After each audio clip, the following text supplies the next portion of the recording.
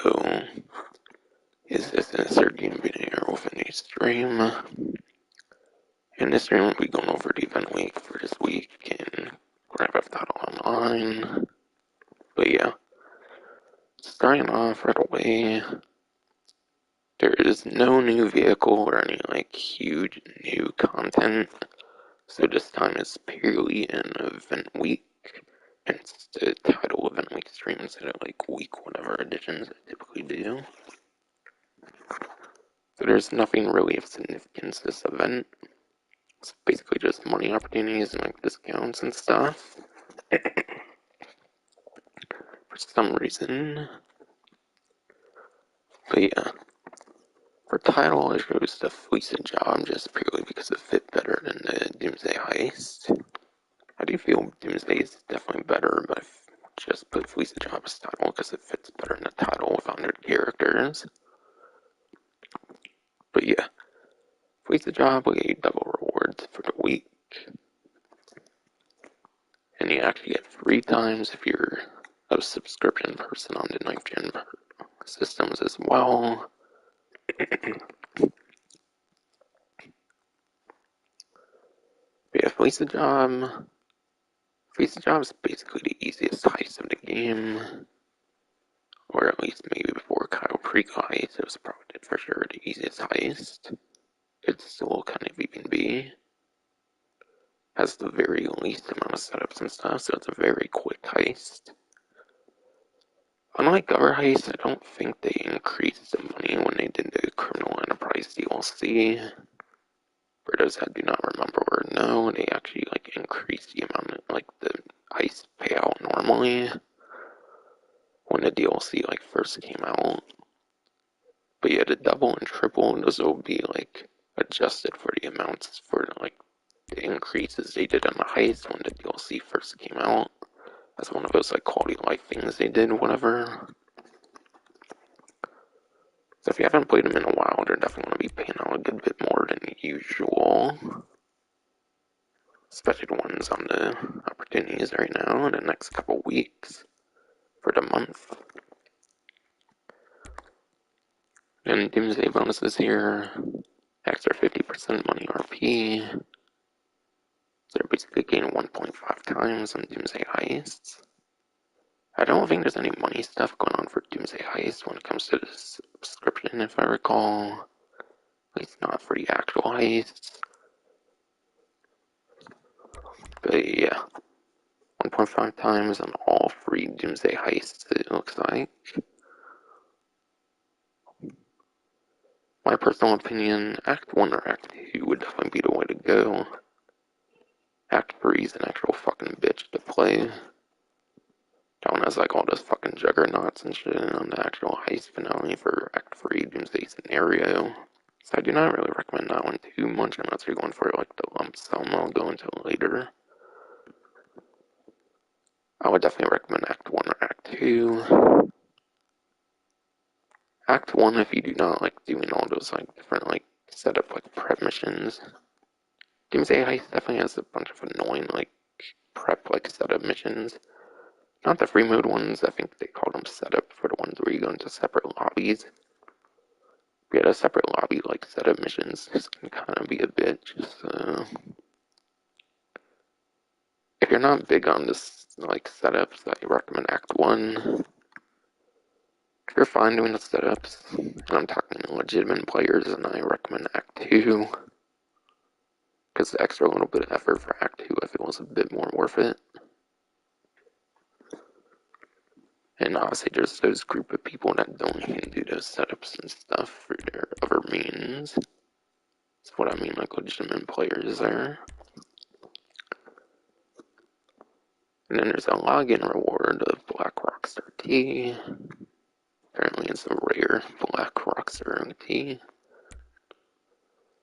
But yeah, basically for the month of November, to celebrate the 25th anniversary of this for the entire series franchise, they're doing these clothing things.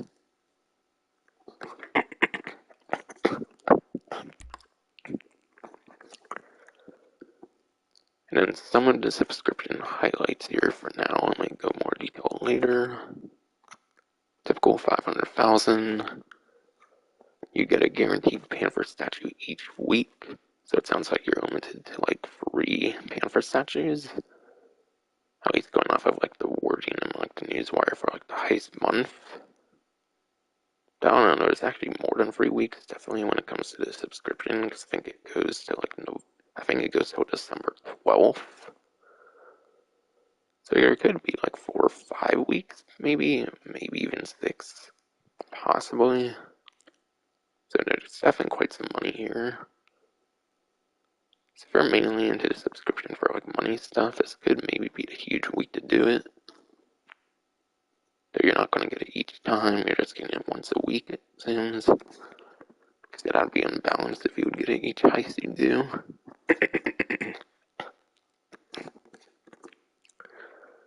And yeah, for some reason you get a free Buckingham Super Fleeca. And that is a Pegasus vehicle. And yeah, it's a Pegasus vehicle, so you cannot really customize it. So you're purely getting it to collect all the Pegasus vehicles. That's also nice if you can also spawn it for the CO menu as well, so that's quite the convenience there. So you can definitely get quite the spawn convenience.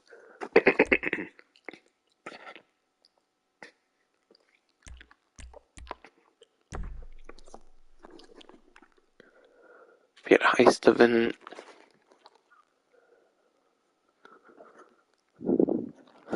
some of the stuff going on here. I think this is month-long stuff here on this one here, so all this will last the entire like month essentially.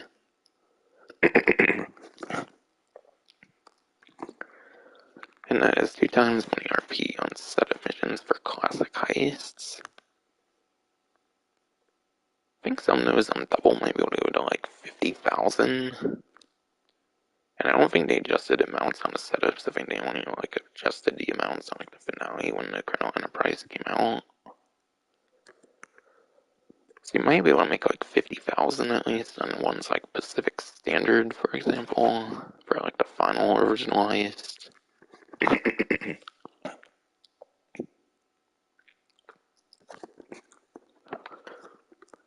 1.5 times money RP on prep missions in Doomsday Heist. Again, I think setups are the ones where you go into separate lobbies. Preps are those free mode missions that you do in the Doomsday Heist. So that one can actually be kinda nice. I wouldn't necessarily expect it to be that much money compared to the actual heist, obviously. And then there's a huge 2 million bonus if you complete all heist finales before November 24th.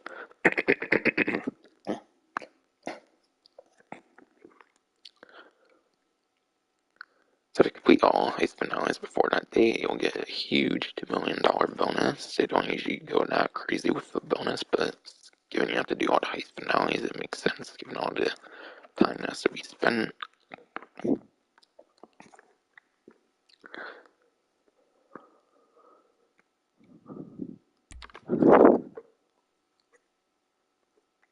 Nothing new there, it looks like. Basically everyone over that one. And yeah, I don't think it necessarily mentioned the clothing thing, but yeah, there's a Clifford hoodie that you can earn.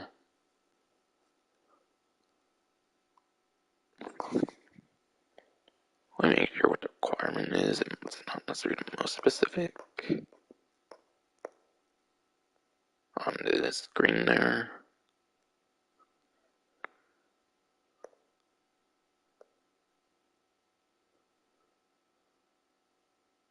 Maybe just do one heist finale of your choice.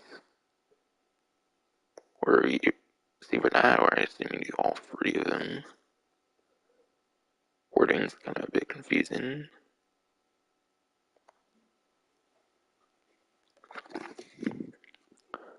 And then, yeah.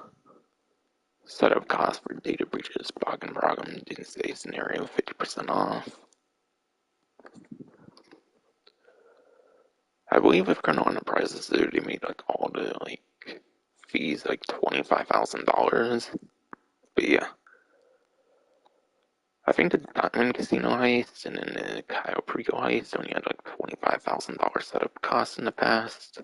But I think with Chrono Enterprises, they expanded that over to regular and Doomsday heist, so I think you should only be paying like 12, like 13,000 on 50% off, so like 25,000.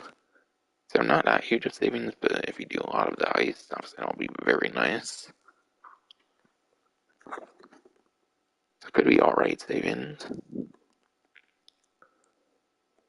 And yeah. Gas mask used during Doomsday heist, 35% off. The gas masks do not actually function, I'm pretty sure, so you still take damage from like tear gas. And even then, like tear gas and stuff really isn't going to be used all that often, so it's just a purely cosmetic discount, pretty much. They don't actually function, I'm very certain. And yeah, complete Bogdan Problem, Act 2. Bogdan Problem gets you the Clifford Varsity Bomber Jacket.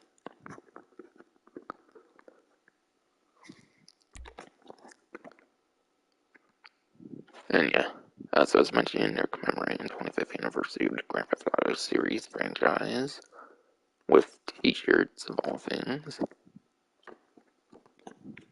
Not the announcement, not necessarily the announcement people were wanting, at least yet.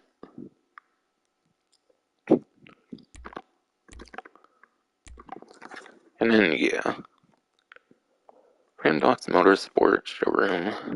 Just go over some highlights right now. Sultan RS Classic, Karen Sultan RS Classic. It's one of those like 17, like 19 like, tuner vehicles in a Torino red. It's actually a pretty good one for a lap time, so I do recommend it if you're huge on like tuner, like street pursuit races or want to get into them or something. It's pretty decent. And the top speed's actually pretty decent too. It's not like the other like good lap time option where it's pretty bad top speed. This one's actually good for that.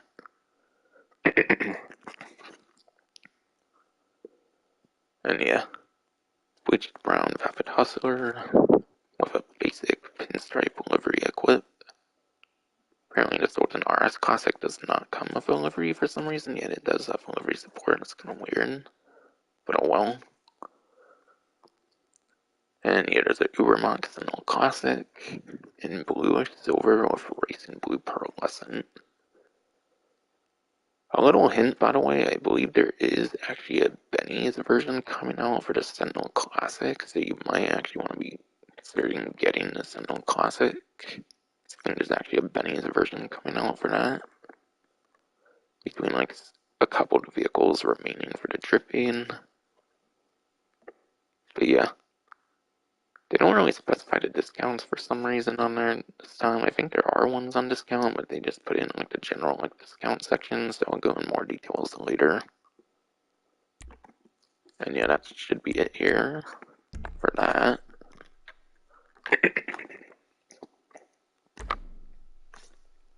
Go story mode, creator, invite only if possible. If not, then I'll go back to the main menu and whatnot. I'm actually gonna save with like the Halloween lever that you can actually get into story mode, surprisingly. So that might actually impact things, unfortunately. And yeah, I'm out here because of a quick save. Yeah, you could actually do that. It goes away kind of randomly now. It's kind of weird. Gotta go creator because I messed up the invite only for story mode.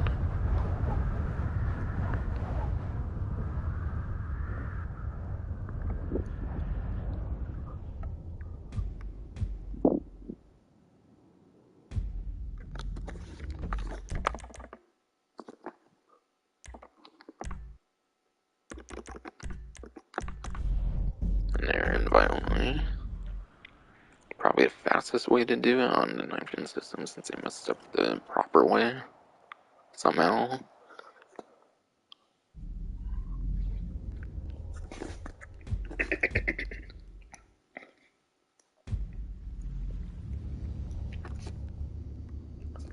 But I'm still wearing Bigfoot apparently.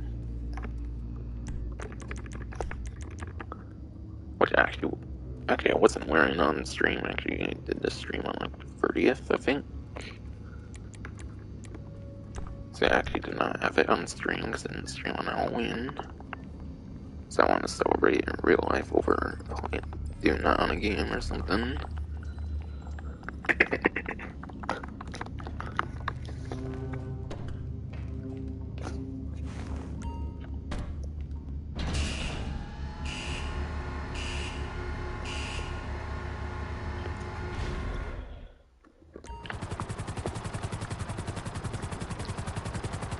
But yeah, now I'll go over like a time trial, just like the premium race and the podium and whatnot, as I usually do.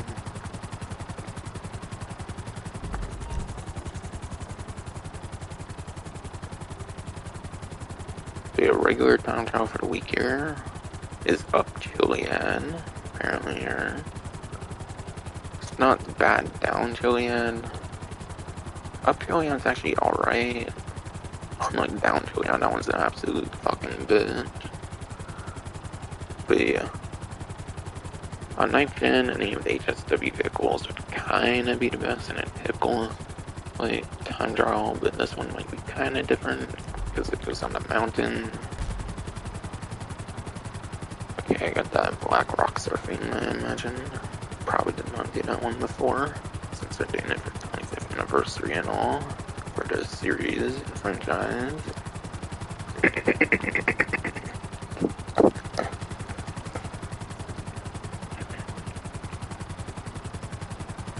But yeah.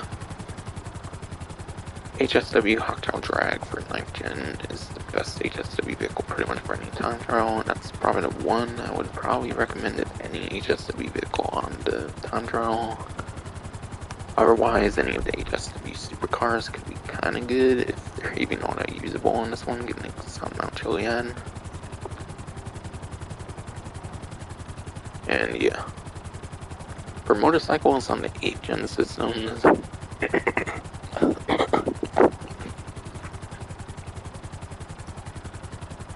Western Reaver from the contract DLC should still be pretty decent for like top speed. Though looking at the mountains, not very straight, so it might not be the best to go for top speed as compared to lap time. But Western Reaver can be pretty alright. Another good top speed option is actually like pretty off-roady is the Manchester Scout. There's my box Manchester Scout from the Caprico Heist update. That one should still be within the top few for top speed.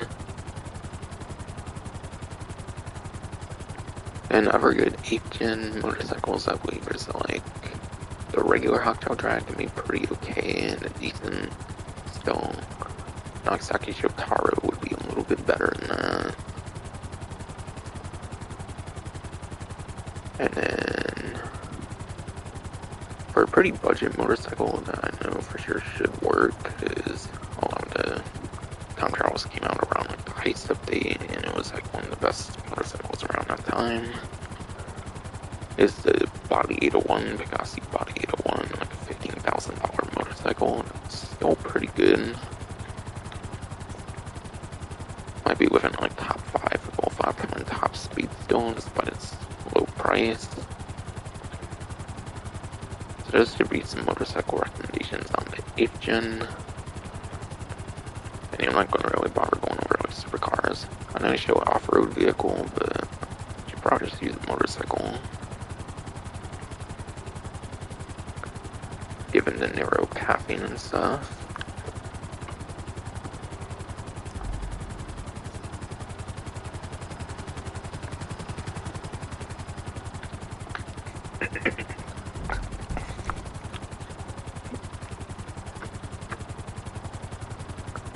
RC Bandito Town Trial this time around is a construction site too. So that is RC Bandito Town Trial this time around. For those that might be familiar with construction site 1, I do not necessarily see it being all that much different, so it could be similar to the first one. Don't really typically go into advice on the RC Bandito ones though. just because there's only one vehicle to use. The main thing you gotta know is how to corner and stuff, and it obviously depends on the course and whatnot. It's not very fun going to advice for that one. So just look at a guide on YouTube for that one, I would say, or something. Or better yet, just do it yourself. HSW time trial this time around is East Vinewood. Goes back to the very first one. And for me, I'll be doing this Sterling GT for my next 8 runs or whatever will be with the Sterling GT, since I finished up the Vigero ZX for the HSW time trials. And I'll probably take care of the entire rest of the DLC, I assume, since I'll probably do one for December like usual.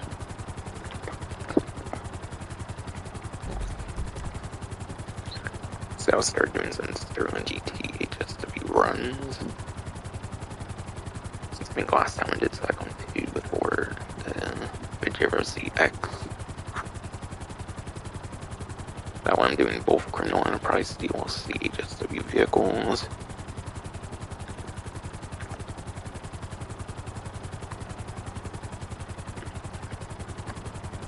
Yeah, premium race per week goes to the muscle class. Pretty good new vehicle for the muscle class. It's actually got a new BF Weevil custom. It's got some pretty insane top speed, especially in top speed, but even for a lap time it's pretty decent within like top couple and like top few. Learn more details on the last stream and whatnot. Otherwise,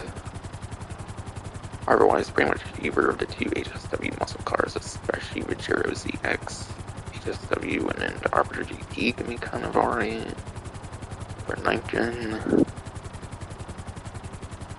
For 8th gen, the Buffalo STX should still be a pretty solid one.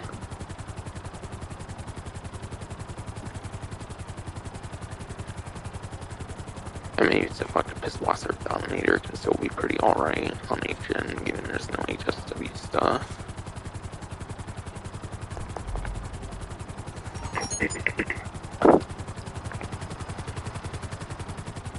So yeah, I would say Weevil Custom, Buffalo STX, maybe stuff like Pisswasser Dominator. All depends on the course though. It doesn't show the course on there though, unfortunately, like it once did in the past.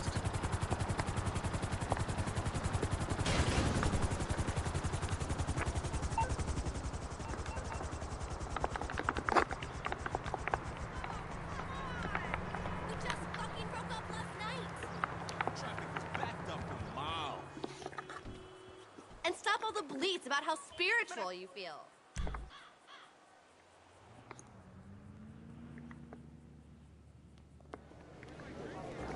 Apparently I was injected, apparently. For Monday is when I'm playing it here. A new luxury car is available to win. Stop by and have a try at the Lucky Wheel.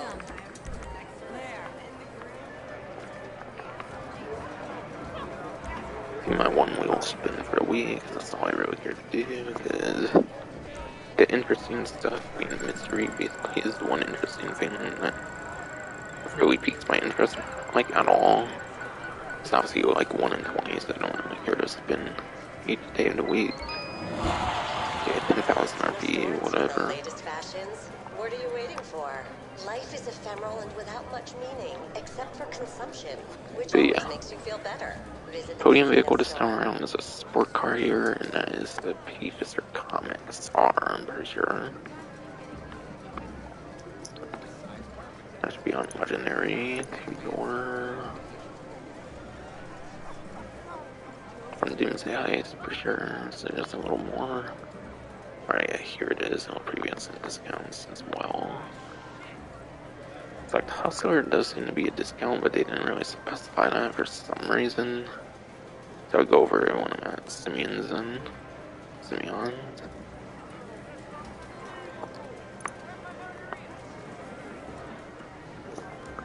I don't know what's in the section, they did not specify that for some reason. But yeah, by getting the Pegasus Comet SR, you save $1,145,000. Plus a little bit on the livery as well, if there's a livery, but I don't really think there was. But you have to go on to the performance from Bruffy 152, and it's like a super cheap thing, so it might take me a minute or so.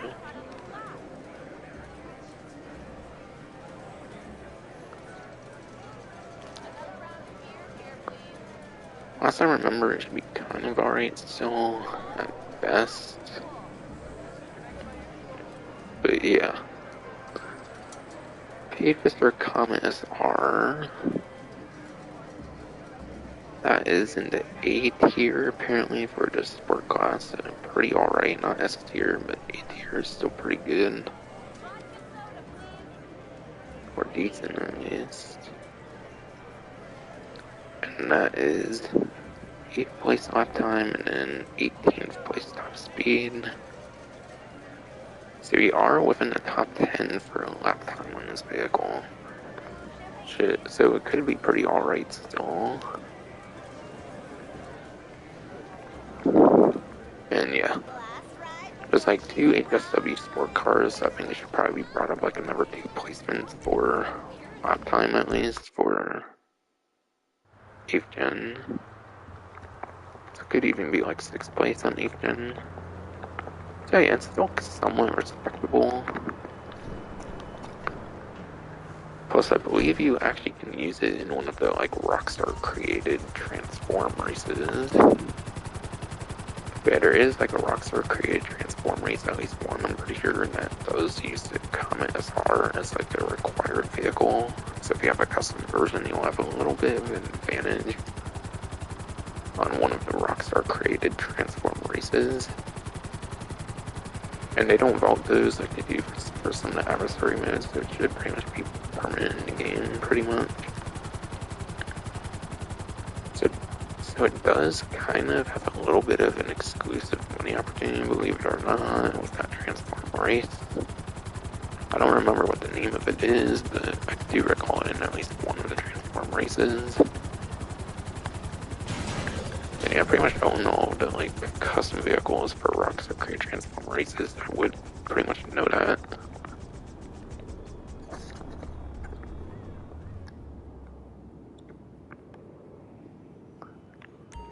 Anyways, next will be the test track.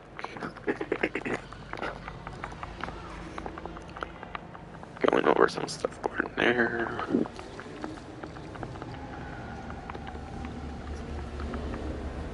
But yeah. On the test track this time around, there is the Grotti GT 500, Overfought Autarch, and then the Ocelot Pariah.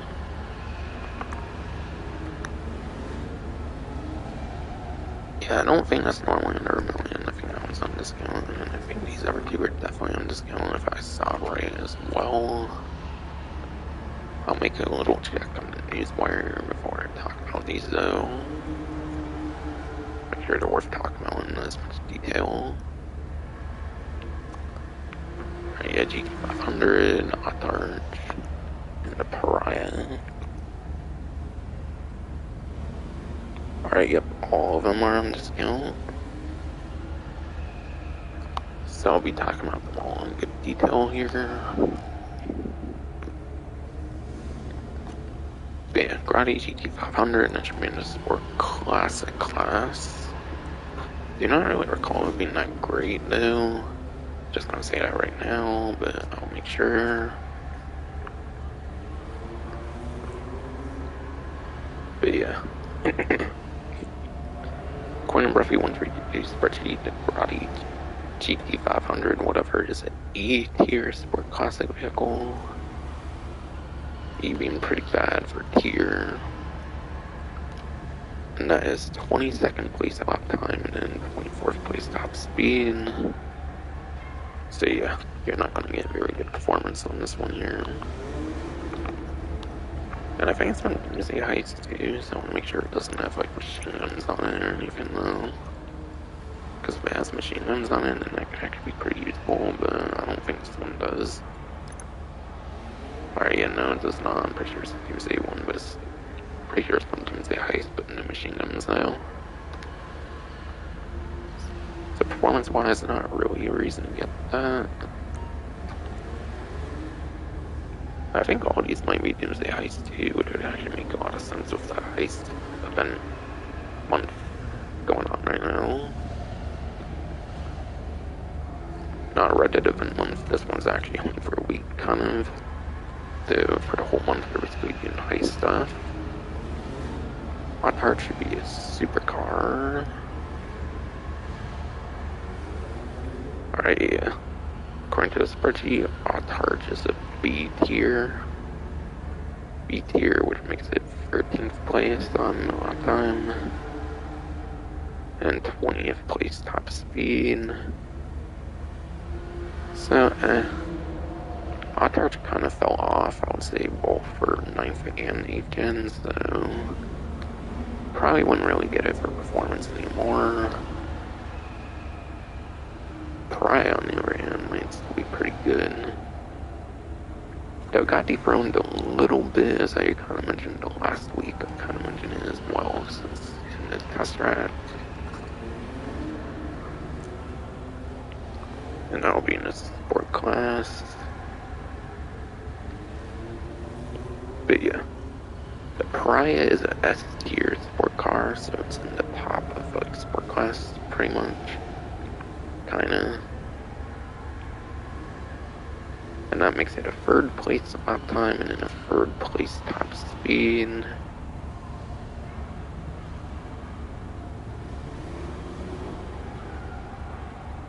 So on 8th gen, it should actually be number 1 for top speed, at least on 8th gen.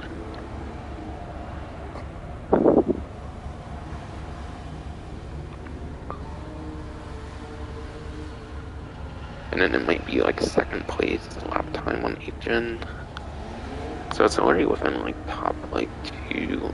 It's already within like top 3 for both lap time top speed. That's pretty huge. That goes for 9th and 8th gen. It's pretty much within the top 3. But yeah. Just last week it kinda got thrown though. But yeah. When the Weevil Custom came out, it got dethroned, kind of, though. And that is because the Weevil Custom is now the best top speed in the game if you do not include a HSW or a rocket-boosted vehicle.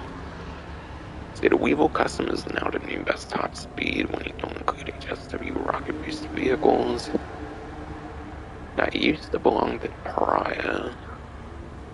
That's probably still like the 2nd best like top speed if you don't include like rocket boosted vehicles or HSW vehicles.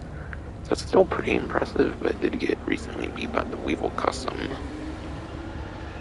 as the best top speed for non-rocket boost, non-HSW. So that was pretty interesting, so it kind of lowers the value a little bit perhaps. But still very good. Prize are this time around the classic Mamba here. Pretty retro vehicle, I believe it's from the very first Grand Theft Auto game.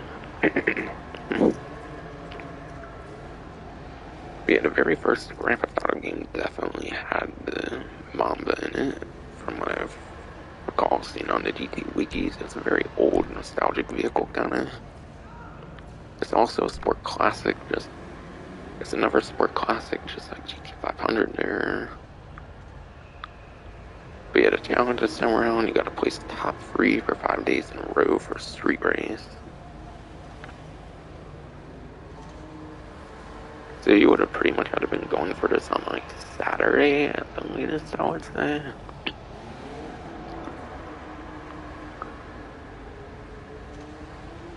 Yeah, 5 days in a row, I feel that's a bit extreme for the Mamba in particular, but yeah. Top 3 for street race, though, on the other hand, is pretty easy, given the minimal requirement is 2 players.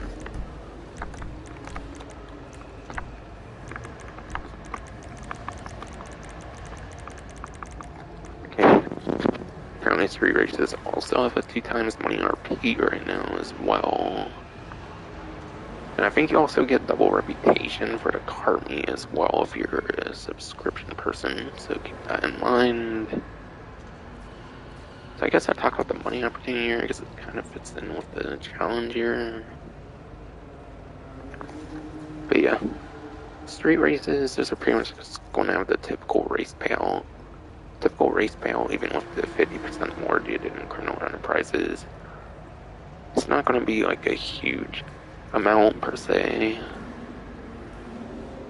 compared to stuff like heists and whatnot. So it'll be like a heist month, so obviously it's not going to hold up any sort of candle to that. So it's obviously more of a mode of fun. But yeah, top free is easy as long as you do 2 players, and free players are pretty much guaranteed top free if it's 2 and 3 players. But yeah, at least it's double worthwhile compared to normal.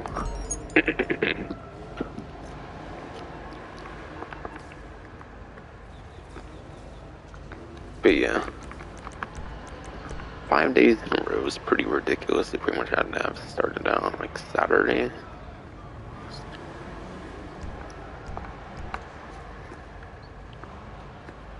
But yeah, and we'll have to go to roughly 152 spreadsheet here for performance. And yeah, I don't even think the Mamba performs that good yet. They want you doing it 5 days in a row. That's ridiculous. Alright, yeah. Mamba is an E tier sport classic vehicle, just like the GT500 from earlier, which makes it 23rd place lap time, and then it's like 16th place top speed. So yeah, the nerds they have to fucking have 5 days in a row in a challenge for a vehicle. That's not even that good performance. The only good thing much about it, I feel, is that it's nostalgic from like the very first Grand Theft Auto title in this series. It's kind of pretty cool. But yeah, it's not worth the effort 5 days in a row for those that may have started around like Saturday and whatnot.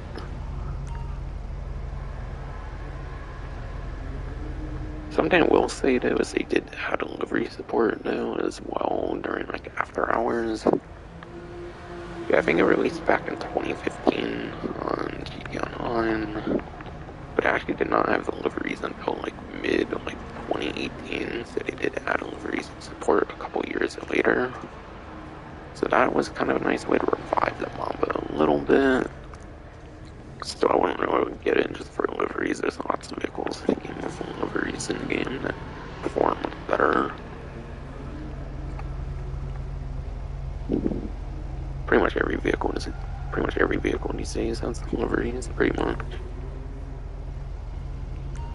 But yeah, and then the HSW like test ride is around this Bravado Banshee, and I'm pretty sure that's the top speed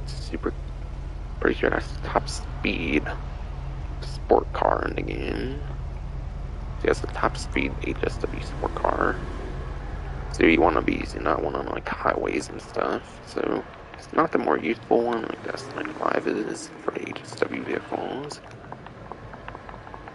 But since both sport HSW vehicles have their own like purpose pretty much, I do recommend it. Fucking con. Can't see the light at the end of the tunnel. Simone, you know that. Now we'll go over to Luxury Autos. Pretty sure I actually remember the name of it for once. Usually I do not.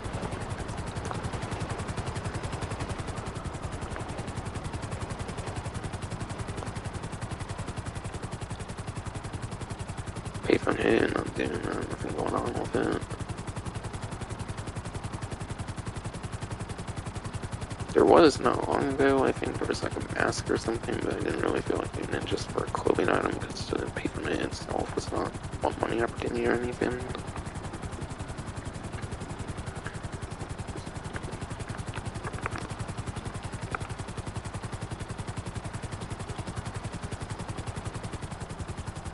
But yeah, Luxury Autos, the window shopping.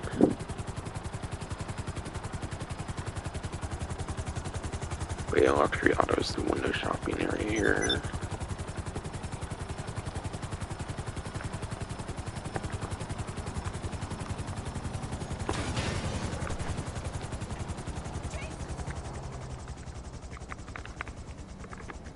But yeah, there's the Ubermacht SC1, and then there's the Lampadati Viserys. I have to see if both are on discount. I think at least the Viserys already was shown on like my gameplay. I think the Viserys already showed a discount. But I have to look at the SC1, see if that's on a discount. Otherwise, I probably won't talk too much about it. Okay, yeah, SC1 and the Viserys are actually on discount. It's kind of unusual for them to be both on discount. Usually it's at least just one. So I'll have to talk about both of these here.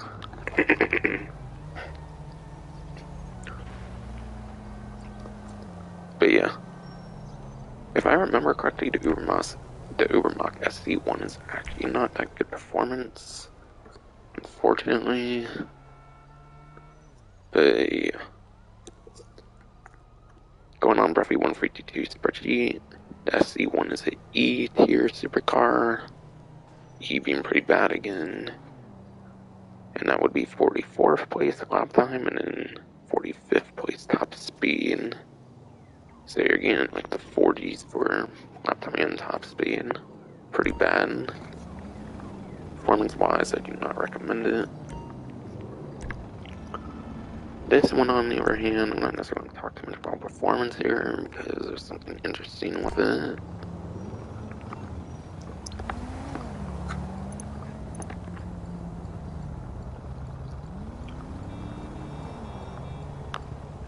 And yeah. This one did not have machine guns, but this one is one of those doomsday heist-like vehicles that does actually have machine guns on it. As you can see here, please note weapon modifications are going to be applied at Vehicle Workshop inside Avenger or Mobile Operations Center, MOC. I think you can also add the like weaponized mechanic as well for like the arena, but that was released after here, so the description does not reflect that. But I believe you can also modify that in the arena as well if you have the proper modification for it. So those are basically your free options as far as I know. But yeah.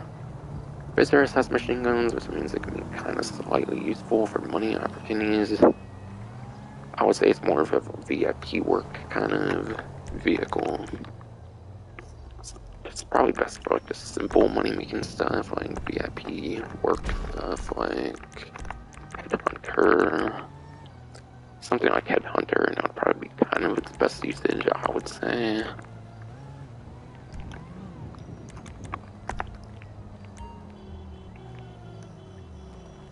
But apparently some of the like tunable changes they did in Criminal Enterprise. Some of the tunable changes they did in Criminal Enterprise, I believe there is like a new speed. I think there's a new like speed glitch or something with the Viserys, if I recall. But apparently there's a new speed glitch, or like a speed glitch was brought back for the Viserys, since apparently they changed some like handling stuff with the vehicles in Criminal Enterprise. So if that impacts some of those like advanced like handling flag things, whatever, there might be a way to make it pretty fast, but it could probably easily be patched within like the next update, so that's something kind of impressive for speed. I guess I will look at the speed as well, kind of. I might as well support classic vehicle here. I'm pretty sure for the Viserys. Viserys is apparently a B tier for the sport classic class, according to Breathy 152 spreadsheet, which makes it at least 10th place per lap time and 3rd place top speed. So it is still pretty good. I think actually with this Sterling GT HSW, that actually drops it back down to 11th, because the spreadsheet I use is from contract update. Has not yet been updated for Colonel Enterprise, unfortunately. But either way, on 8th gen is it for sure, since there's no HSW vehicles be top 10 for both lap time and top speed. So they are getting some pretty alright performance for top speed at least. In addition to having like machine guns that you can apply, which can make it useful for small stuff like Headhunter. probably not a vehicle you'll use that often though if you're huge on collecting all the weaponized vehicles. So I would only really get it if you're huge on collecting every weaponized vehicle in the game, which I do recommend because they're some of the most useful in the game.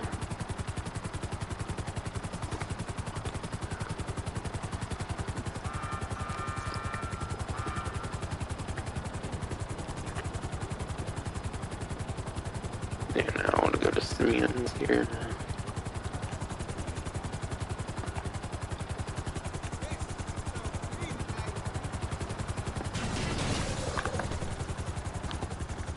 I'll go for D's here.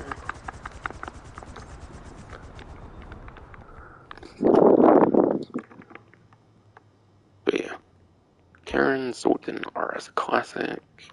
I'll have a little look if it's on discount, otherwise I already kind of mentioned something about it already when I was on what's new section. But yeah, don't necessarily expect all of these to be on discount.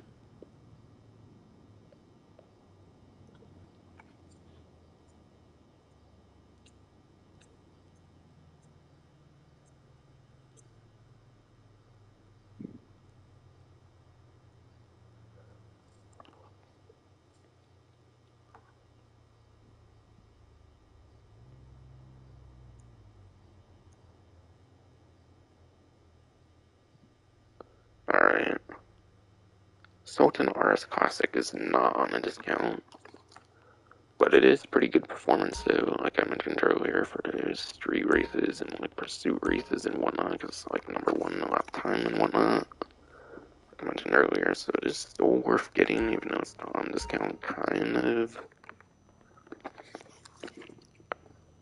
Vapid Hustler is on a discount. And I'll go over colors and stuff later when I'm done talking about all this stuff. As they described on the news wire. Just something that was already on what's new section, but not all of it.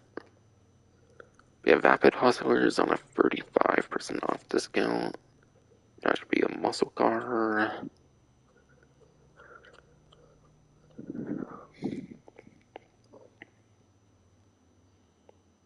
But yeah. According to Bruffy 1322 spreadsheet, the Vapid Hustler is a E tier muscle car. And that makes it 34th place lap time, and then 7th place top speed, apparently. So yeah, lap time, you don't want it for lap time, but apparently it's actually pretty alright still for top speed.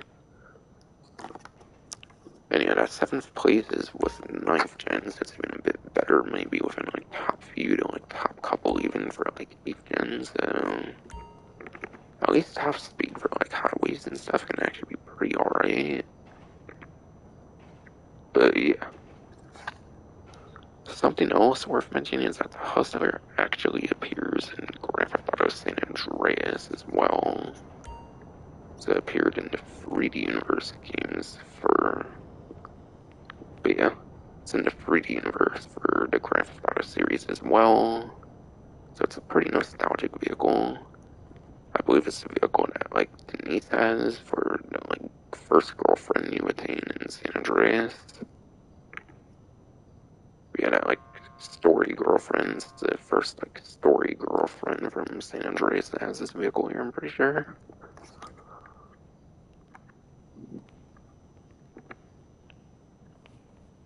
So that's some nice history in the series. Next here is the Ubermax Cypher. And it's another tuner here as well, just like the Sultan RS Classic. Which means you can use it in like street races, pursuit races, and like robbery contracts, any of like the very like tuner specific content in the game. You can use it for any of that. But I'll see if it's on discount though before I talk more about it.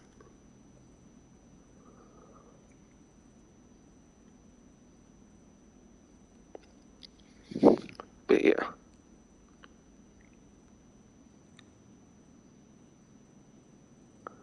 Our Decipher is not on discount.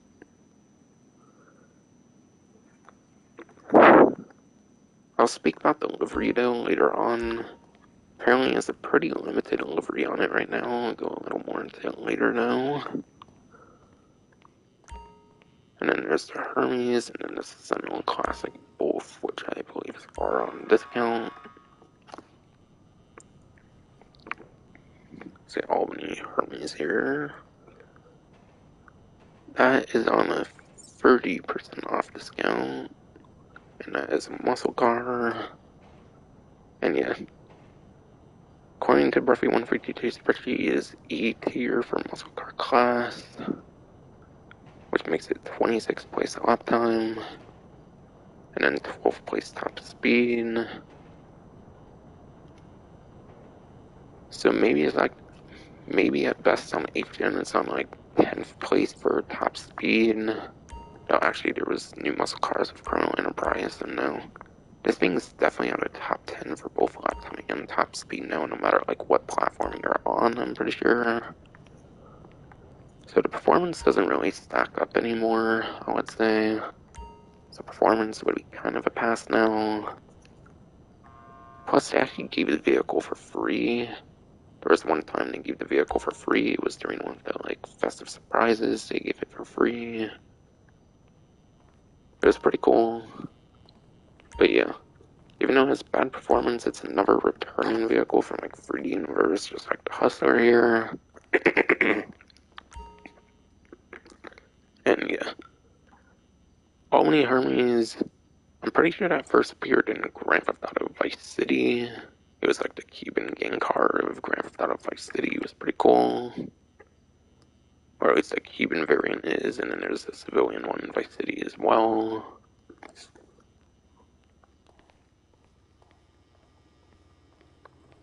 Then yeah, Sentinel Classic here.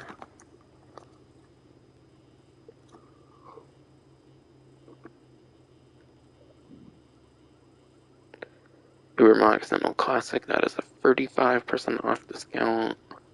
And for some reason, I think it's actually in the sport class. Honestly, maybe would have been more fitting for sport classic. I'm not sure what I chose sport class per se.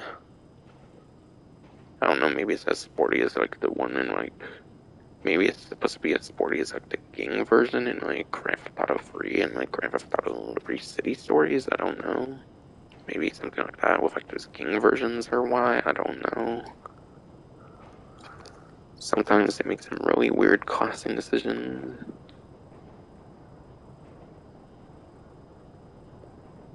Alright, yeah, the Sentinel Classic is a sport car, apparently, for some reason. And at best, it is a C-tier sport car, according to Bruffy 152 spreadsheet, which makes it 50th place lap time, and then 57th place top speed.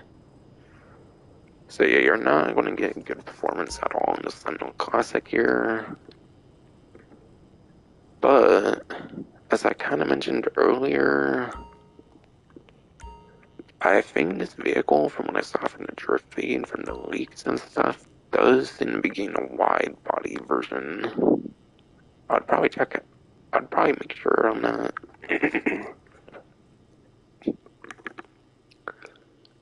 I would probably make sure on that for sure, because I'm going off of memory, but yeah, I did make a leak video or something about like the upcoming like drift feed vehicles. Pretty sure the Sentinel Classic is getting a wide body version similar to the Prius 300 from earlier. And then I think it's one of 2 drift feed vehicles remaining. But yeah, just like Prius 300 here, and that got a wide body. I believe the Sentinel Classic is actually in a wide body treatment as well. So possibly be on the lookout for that. But yeah, I don't think the class changes though with the wide body, and the wide bodies not necessarily going to add much more performance benefit most likely though, so even then it might still not be good performance. You're mainly just going to get it as like a Benny's vehicle pretty much. If what I'm saying, if I recall, is correct. And I'm pretty sure it is. So it might be worth picking that up. If you'd rather get the color here instead of like one of like the 8 like default colors for like the website. But yeah, after I do the stream and stuff, I might figure out if I was right, and then I might post one after streaming to be prepared for next week. So I don't necessarily see them offering it again if they're doing it the week before or something. And yeah, they've been skipping a lot of weeks this DLC too, so never know.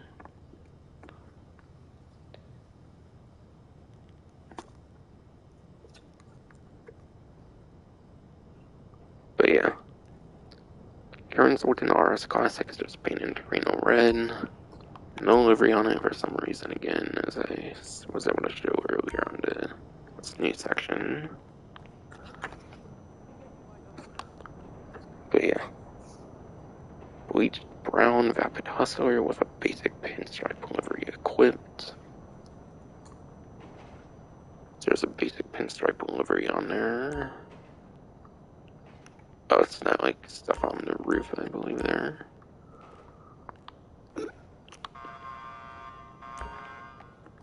Oh yeah, I'll do a little test drives for all the discount ones as well. I forgot to do that, which I usually do.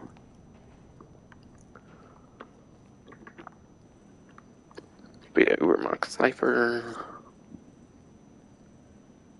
Ubermax Cypher here is dripping in an olive green paint job. And then it's wrapped in the Fleeca circuit livery, which is apparently only available for a limited time. But yeah, I don't know. Maybe they never released this livery before, so maybe it's the only way to get the Fleeca livery if you get the Cypher for here. But it was also like a prize ride before as well, back in the Tuners updates. There was the opportunity to get it for free literally the first week it came out, because the Cypher was that bad performance. They actually made it a prize ride the first week it was available, which was pretty funny. So there was every way to get it, and it's not even that good performance from what I remember, so I don't really recommend getting it unless you're big on the livery. Aside for that, it's probably a pass.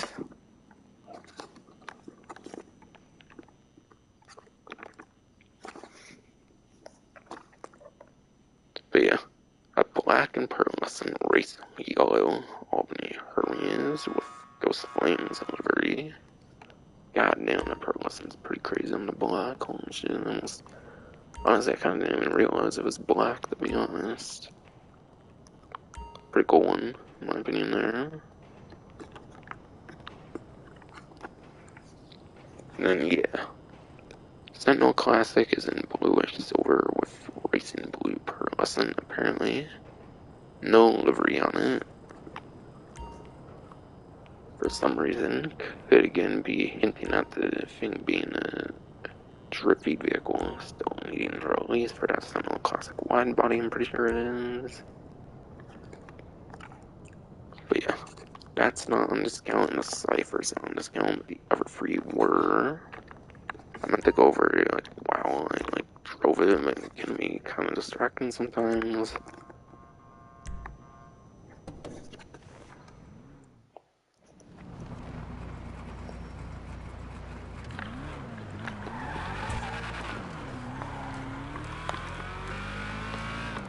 But yeah.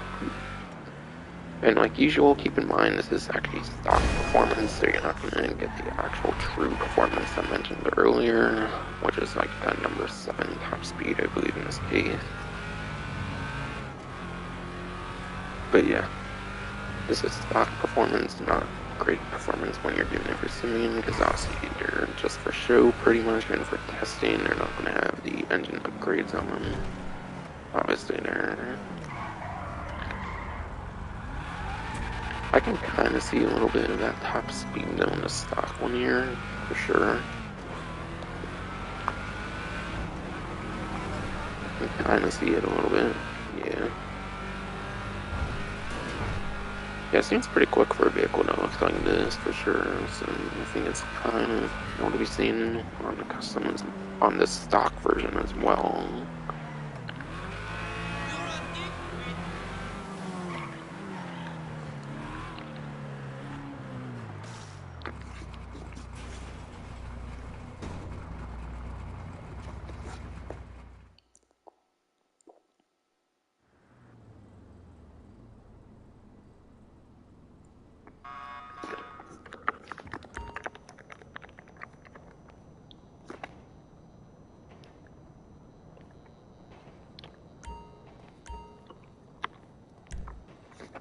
pick the Hermes for a little spinnier.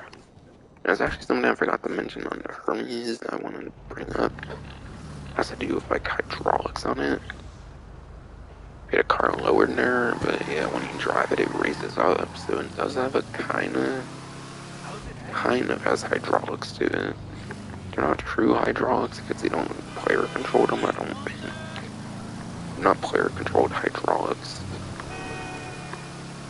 I don't think they are. It just like lowers as it like sits down and whatnot. It's pretty cool. It's pretty cool. Unique aesthetic being there.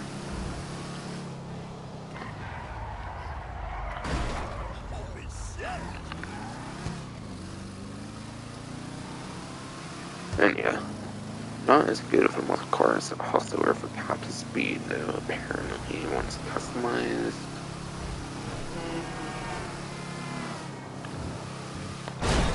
Oh shit. Didn't realize I was going to do that. That's where I want to get back, because I'm a bit behind schedule, because I forgot to do this, like, while I was talking about the vehicles, like I usually do.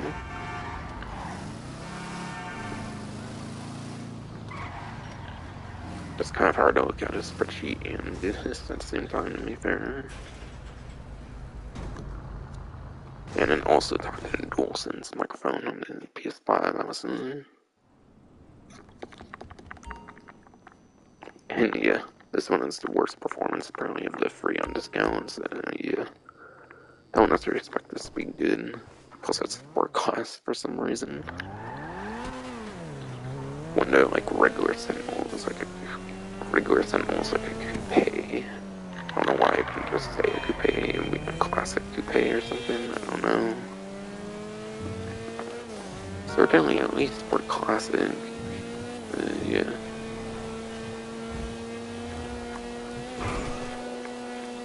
And yeah. Again, reminder, I do believe there's a wide body version of this coming out, so it might be worth the purchase.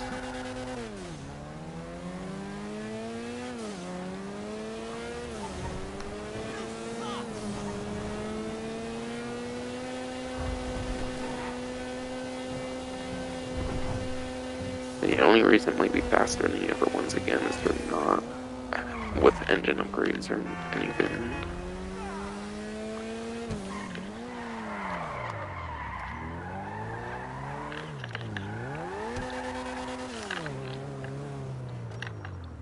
Plus, yeah, it's a different class than the muscle class, so I could also put that into account too.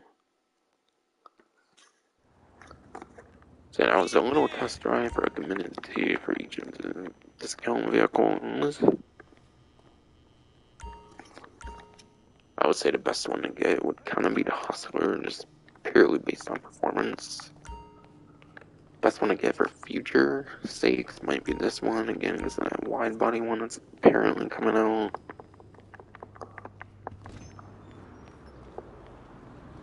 Yeah, since it's on there, I kind of want to warn people about that.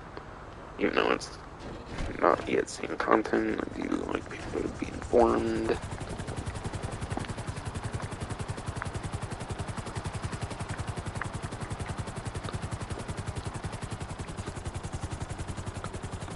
And yeah, now we're gonna do like talk about money opportunities and all that. Money opportunities, remaining discounts that were not in those places and all that.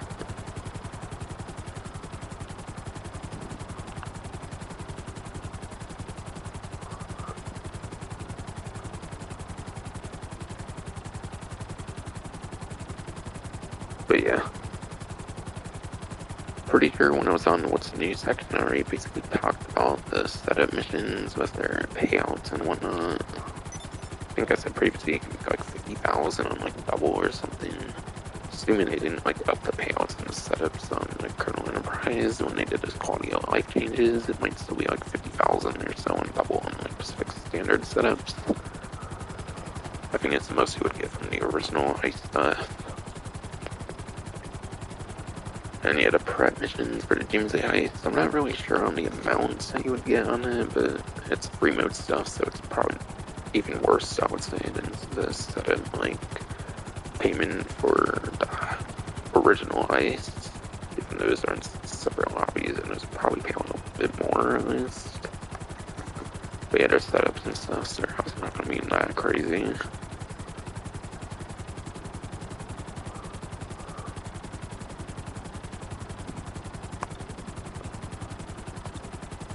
And yeah, I don't even remember the last time they did like setups on like double money.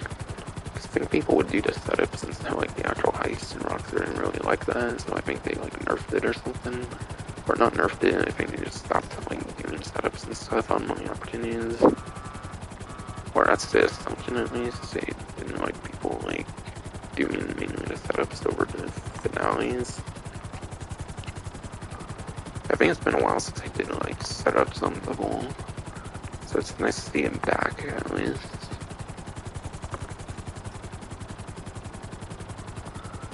So you could say that for anything heist related, really.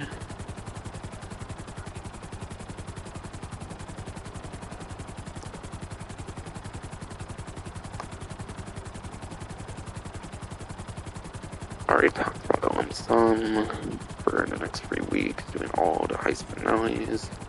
I assume that includes all original, all Doomsday, all like Casino Heist. You might only have to do one approach though for Casino Heist and then Caprico.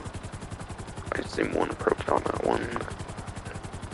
I assume regular and Doomsday Heist you have to do all the different acts for those first two though. I think it's Casino and Caprico where you only have to do like one for the heist, I would assume, for finale.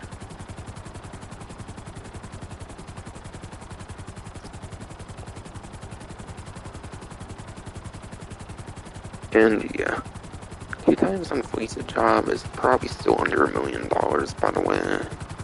Still probably make under $1 million on Fleeca job. And I don't think they boosted the payout on Fleeca job at all. I could be wrong.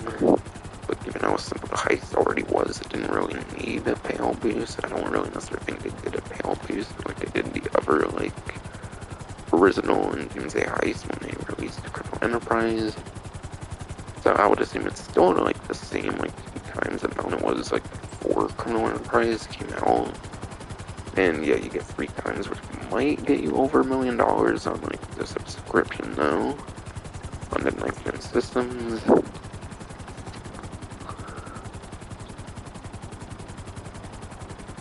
So it's not necessarily going to be that crazy to go out the way for it multiple times. Just do it like the one time for the 2 million lump sum, I would say.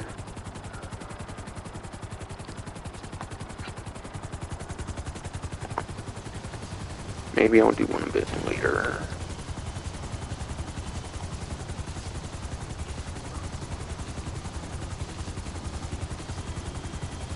And yeah, I already basically mentioned my advice with the Doomsday Heist. I would say Act 1 or Act 2 again. Act 1 if you're not a big fan of the setups, and Act 2 if you're fine doing some like a harder like setup missions, if you're a legit player.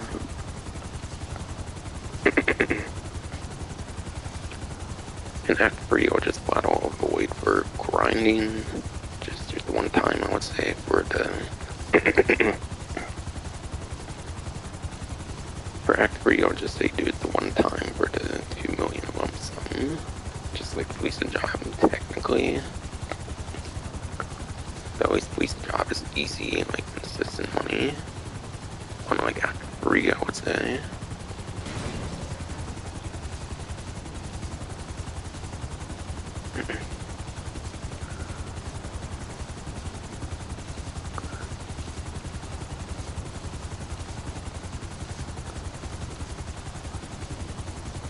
And yeah, I already talked about street races when I was going over the prize ride challenge for the Mamba. Not really much to say there. Next one, there's not really too much to say necessarily for the next one, because obviously there's heist stuff, so it's not going to be as good. But it's an adversary mode. I think it's available for a limited time only as well, but I don't think it's usually available.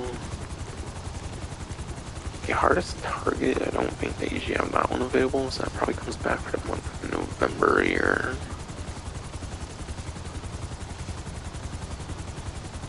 I don't think they mentioned what came back though this time around for the month of November for the mode say unvaulted.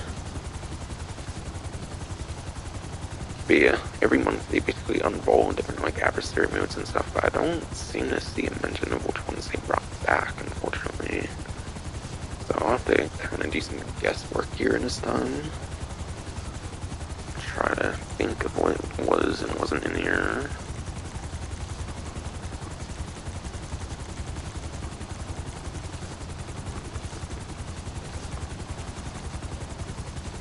Come out to play. I think they brought this one like the last week when they did like all the Halloween stuff at the way end. I think would come out to play here.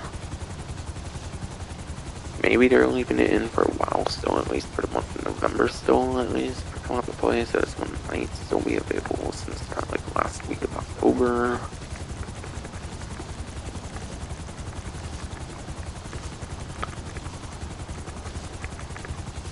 Hardest target.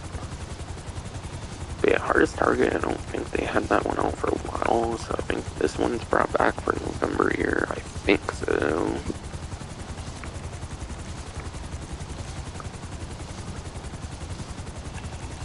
Come on, what's these fucking thumbnails not moving, Christ. But yeah. Sounds like a team deathmatch, but there's like priority on like one person in each team or something. So it seems like a team deathmatch, but there's like one person that's like a priority kind of like target kind of thing essentially. Sounds pretty interesting. But yeah, I think that's brought back for the month of November since they don't really specify again. This one I definitely don't feel I remember anytime soon, so I mean they brought this one back. And yeah, the Scramjet used to have a trade price tied hunting pack remix, and they removed the trade price, so I'm pretty certain when I say it's not permanent that it's not here. For some reason they didn't want to make it a permanent mode, and instead just remove the fucking Scramjet trade price for some reason.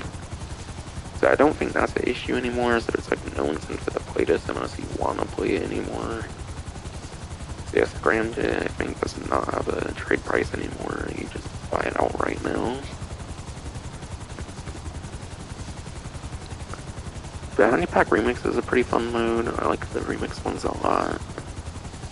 Okay, what is this one of the funner remix ones? Since each map has like different vehicles and whatnot. Not the same theme like 7 times.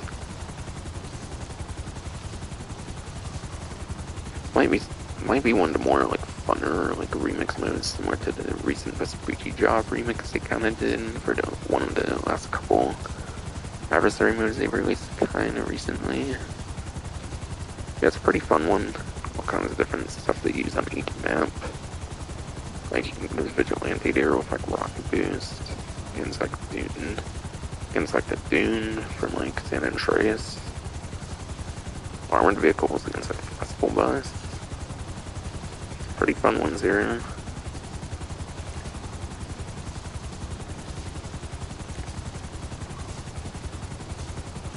Barrages apparently.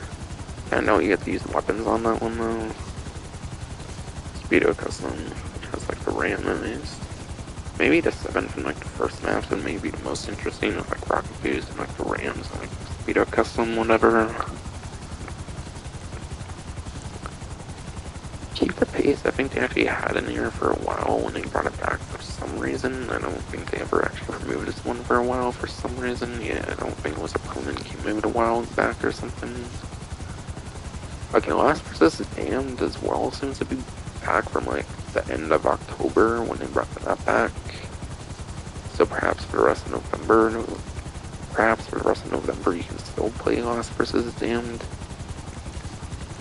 which is a day and night deathmatch. And then like the weapons change up and stuff, I think.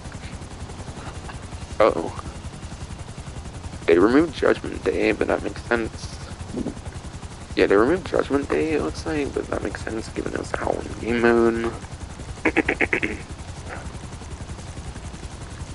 Yeah, Judgment Day is gone. Yet also limited time only, so it makes sense given the festivities.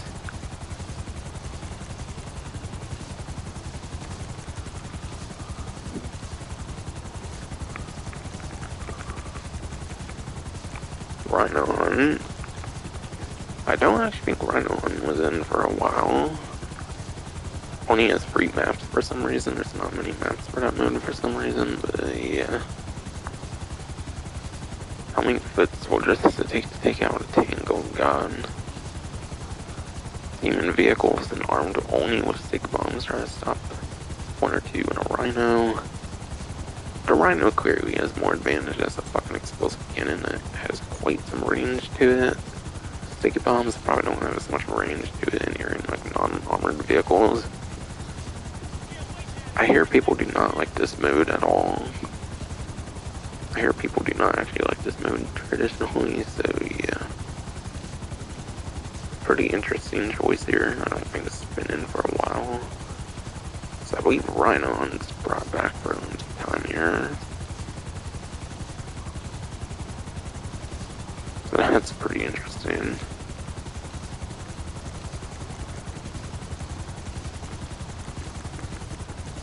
And then that seems to be it. I can notice at least, since they didn't really specify this time around. What is... Oh. Target Assault looks to be back, okay. I don't think Target Assault's been in the game for a while, so I think this is back. Yeah, I don't think I remember this in October, so...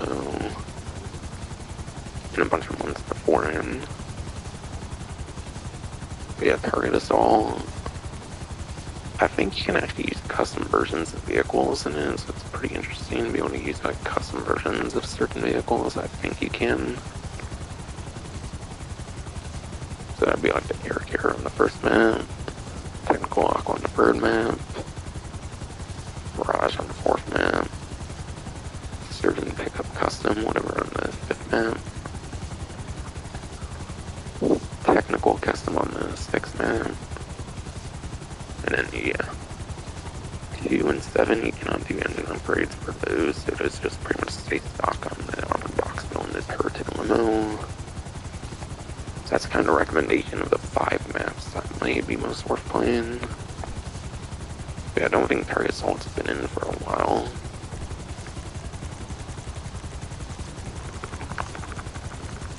But yeah, I wish they specified what they brought back, because usually they do, but they did not, apparently. I don't notice anything in stun race here. So no special vehicle race like stun races back, it looks like. I don't think they removed anything from races. I think death matches, I don't think they really removed anything there. I think all those has pretty much been in. See with Last Hosting, Canal, Survivals. And yeah. Obviously, those alien survivals are gone. Those were for the festivities.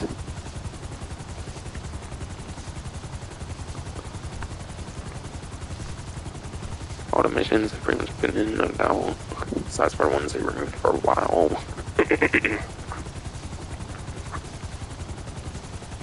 All the missions have pretty much been there for a while. None of those were really taken out. There were ones they took out a while ago, like years and years back, but I don't think they ever brought those back though. And yeah, those were removed like years ago when they did like the 7th gen version, so don't really see any of those coming back ever. No versus modes. I feel like they haven't done the versus modes in a while. Yeah, Parachute, I think, has been back for a bit, at least. Damn shame they don't mention, like, what's, like, confirmed to be back. But I think I did as accurate of a report as I could do here. But yeah, Hunting Pack Remix, you're not really going to make super serious money, obviously, just like the street races. So I figured it wasn't really worth mentioning all that and whatnot.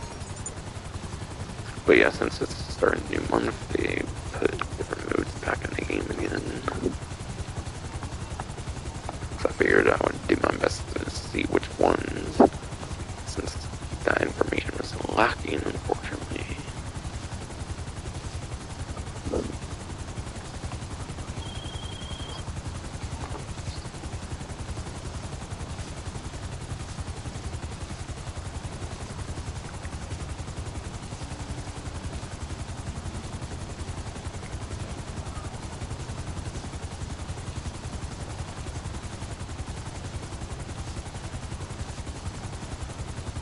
Alright. Talk about some subscription stuff here next.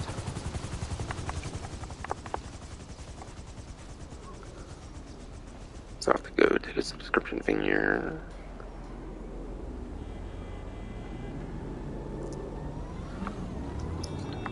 Again, I mentioned Super Volito was a helicopter, but I have not showed it off yet. For those that aren't so familiar with it. But yeah, Super Volito was back from executive and upper criminal here.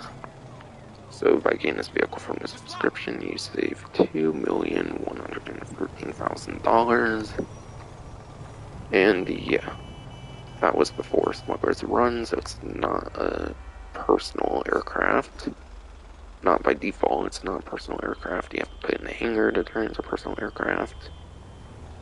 But yeah, it's a Pegasus vehicle by default, which means there will be no customization for the hangar, aside for respray and like selling, basically. The two like bare minimal options. So it's pretty much a complete waste of a hangar slot, I would say. But like I mentioned, there is spawn convenience with it, which is nice. I think it's just for CO, maybe VIP, because the VIP I think is just about the same thing. Yeah. That will give you a free CO vehicle if you've yet to get Super Volito, if you for some reason get the subscription. That's kind of nice. It's not the best helicopter, I would say, for the CO vehicle menu, though.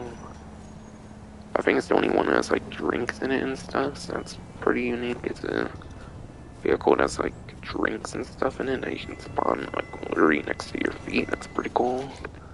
That's technically unique there.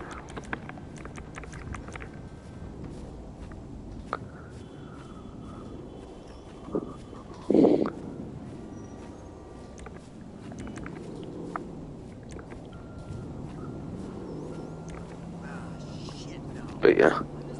Obviously, I would not recommend it over the Buzzard, which is an armed helicopter.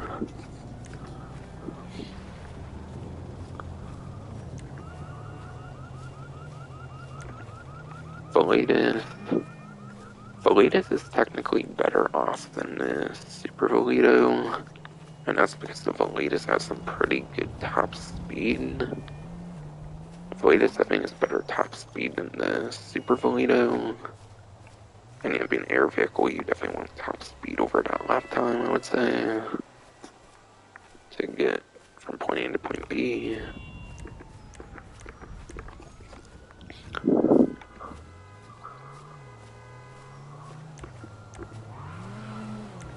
And then the only other helicopter I think I've not mentioned here is Havoc.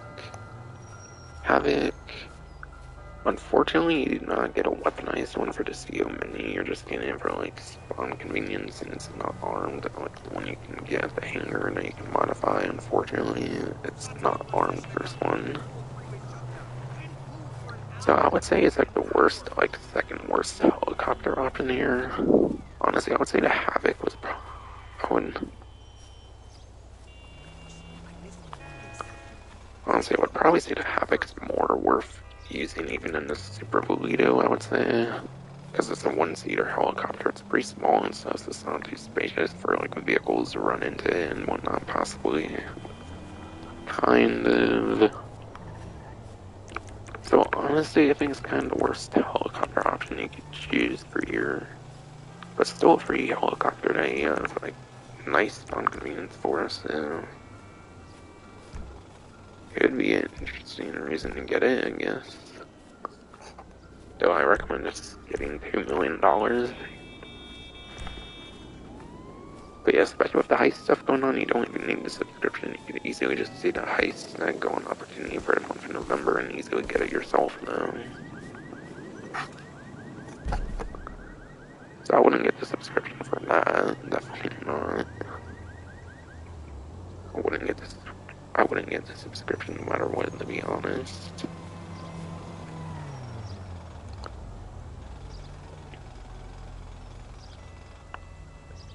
And yeah, you also get a free penthouse suit.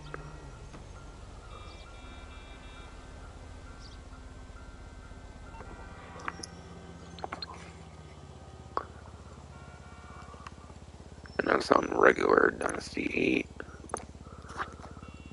And I actually cannot show it on here actually because I already have it actually, right?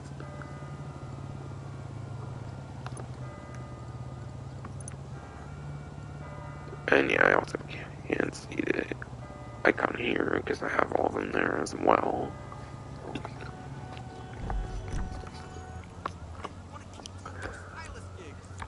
But yeah. Listen, I'm gonna pop a loot, have a lager, and try to chill. You get the Eclipse Towers Penthouse Suite 1. So you get actually one of the most expensive apartments that you can own actually. And you can own up to 8 apartments, so obviously do highly recommend getting that one. It's not a shitty property at all, it's one of the best properties for apartment.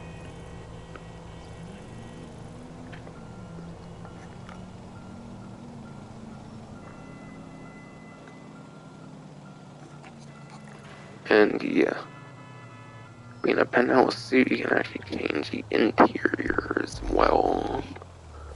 But yeah, free Eclipse like penthouse suites are the ones where you can actually change the inside, like interior. So they're nowhere near as copy paste as the other apartments, and you can actually change the look of it.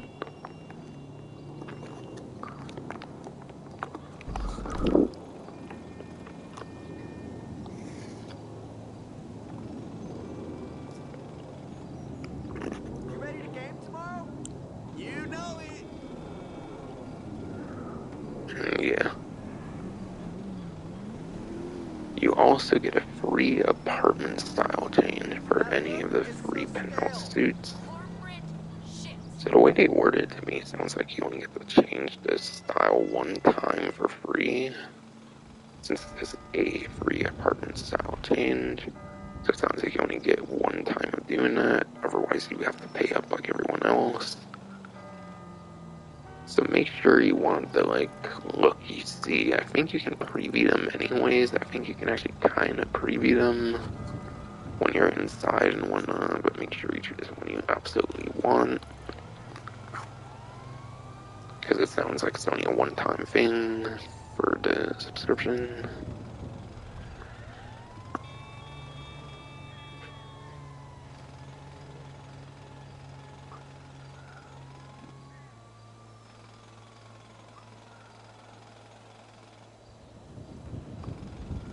And yeah, there's some clothing stuff. No real way to show that off unless I were to pay for it, but I'm not doing that. Fuck that.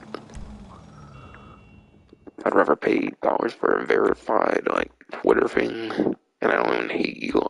I don't even hate Elon. I like Elon. Elon's pretty fucking cool. Even though lefties what they fucking deserve and shit.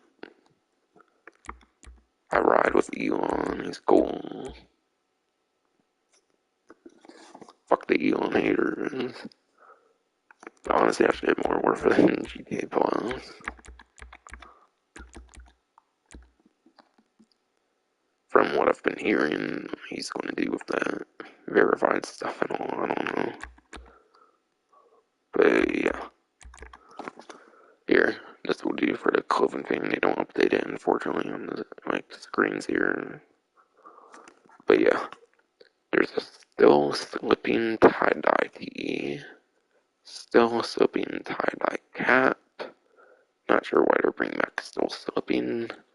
Not sure why they're bringing relevancy to still slipping again. That was back from a pre-code at radio station or something. But interesting.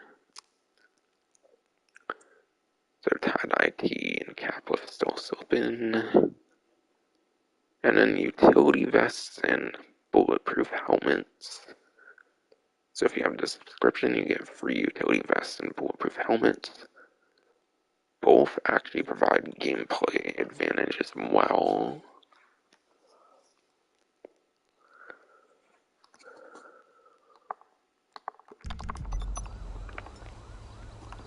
Okay, just hit 40,000 apparently, so I might want to do that soon.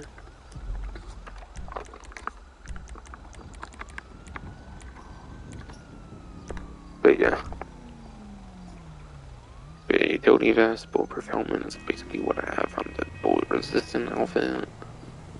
And yeah, bulletproof helmet for the most part pretty much always works no matter what, as long as you have it equipped. The only thing that can really penetrate through the bulletproof helmet for a bullet is a full metal jacket round. Or no, not full metal jacket round, but armor piercing round. I think blue magazines. So yeah, those armor piercing rounds, the main purpose of those is to break through bulletproof helmets on your first shot. Not really an issue anyways though, since you cannot even buy the ammo through like the interaction menu and whatnot. You have to actually go to your MOC, like Avenger, Terabyte, and stuff like that. So it's probably not really going to be much of a problem anyways if you're mainly getting it for PvP. But obviously it will be nice for the enemy combat in the game. But yeah, the AIs can have some really annoying aimbot shit and all. That's for damn sure. And then yeah, heavy utility vest. There's only one use for heavy utility vests, and I think it only works for the original, like, 3 heavy utility vests from the first original, like, heist update. Yeah, as you can see, I'm running around right now, and it's normal speed, obviously, as per usual. The only time where the first 3, or any of the vests work at all, is when you are in an original 2015 heist. So if you're not in the original 2015 heist, you are not apparently going to be getting any benefit from it, from my understanding. Because yeah, the heist will also slow down your movement if you use those heavy utility vests, but you're also getting more like bullets you can take as well. None of that functions, however, in free mode, unfortunately. And also, I think subsequent heists do not use that feature whatsoever. So only in 2015 heists. For some reason, Doomsday does not do it, even though it's a Chrono Mastermind challenge. I assume they didn't like people doing the Chrono Mastermind challenge pretty easy in the original heist with the heavy duty vest. So perhaps they didn't want to do it for any other heist because of that, I don't know. But yeah, it has a very niche use only in the 2015 heist.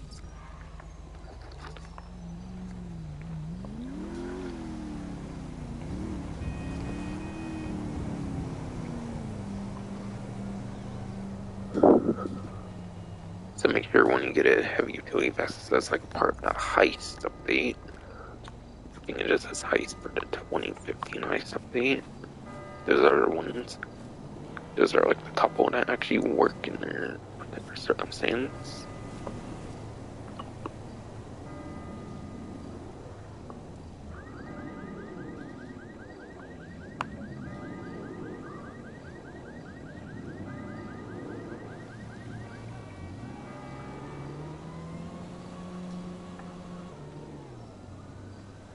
And yeah, pretty much mentioned the theme of the Panther statue already, no real reason to mention more of that.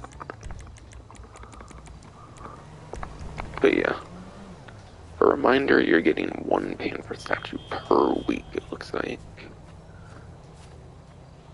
I'll have to see how long it goes to. But I think I already mentioned that as well.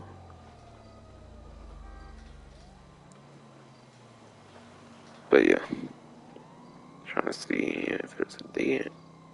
It's just like one mention of the end date, I think, just like one mention of it.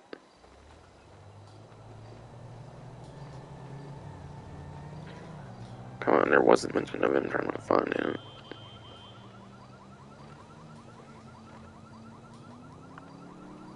Or I'm pretty sure it was usually to give the end date.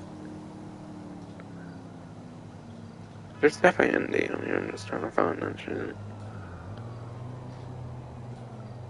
I might actually bought right now, and then trying to find an end date here.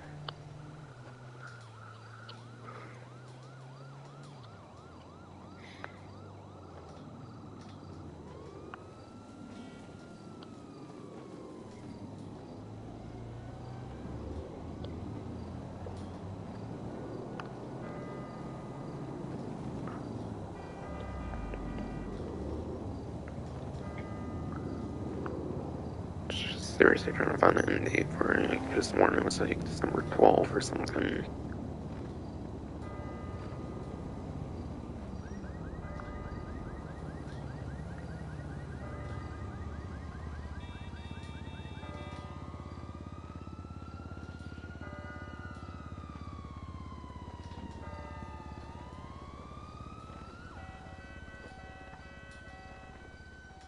I'm not finding it. Maybe on the event news wire it says it. Alright, yeah. It does end on December 12th. December 12th does end on. Subscription does end on December 12th, damn it.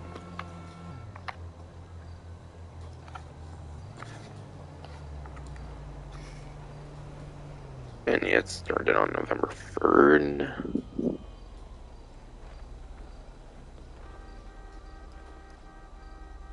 Alright, yeah. So, every week you get the Panther statue from the 3rd to the 12th at least. So, I do think that's 6 Panther statues. I do want to say that's 6 Panther statues at least.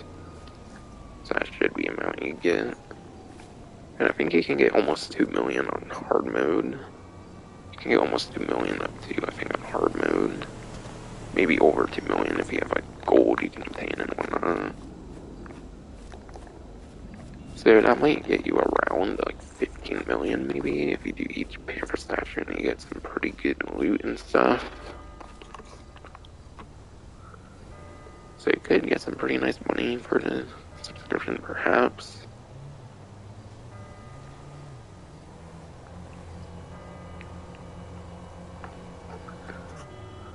And yeah, because it's part of the subscription, I don't expect Panther statue at all, unfortunately, for regular players.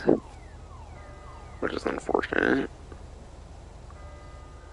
I probably limit it to like 1 for the like week, even though it's not like permanently in the game. Knowing Rockstar would do that if they did though.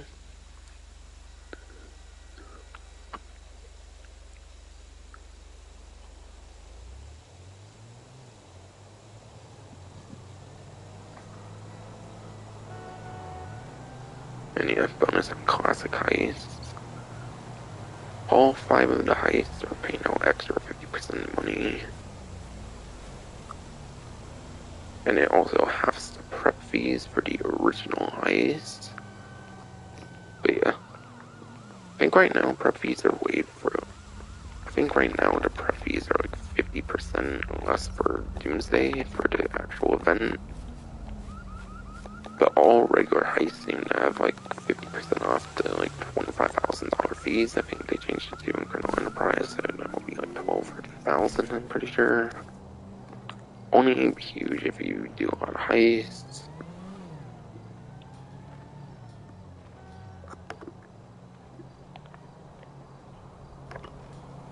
And yeah, all heists pay 50% more for 2015 heists.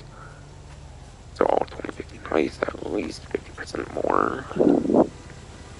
But they do mention it stacks each time there's a normal money opportunity.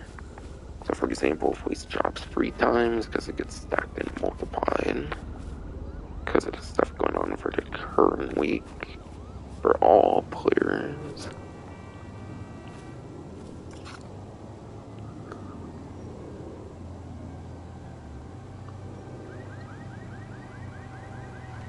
So yeah, all original like 2015 heists have a money opportunity for subscription at least.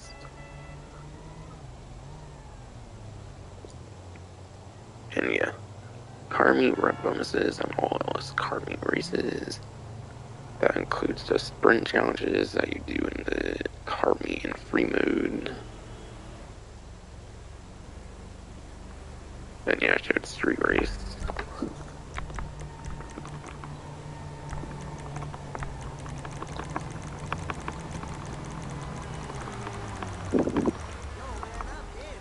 But yeah.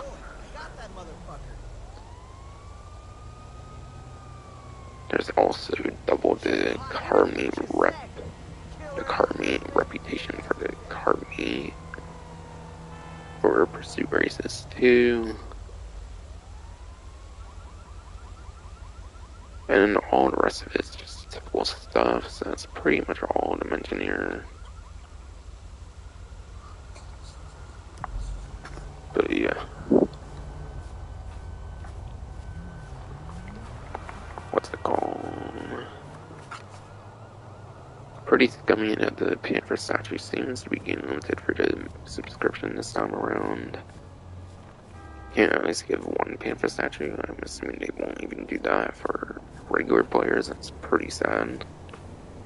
Especially with how much they nerfed the fucking ice in Colonel Enterprise update. They could have at least given regular players one goddamn statue every couple weeks or some shit. That would be cool, but yeah.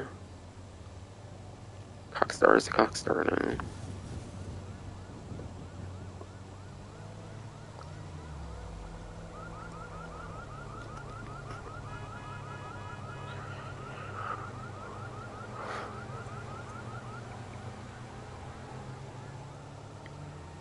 And then it's just discounts pretty much from here that have yet to be won over.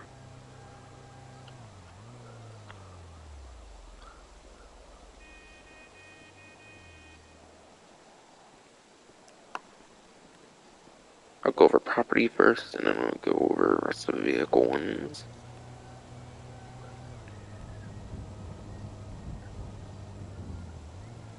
Okay.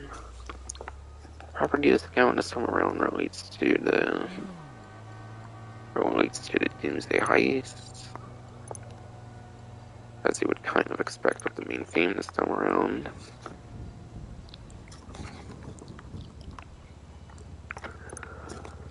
So, for example, the cheapest facility right now at 40% off discount goes from $1 million to $50,000 to $750,000.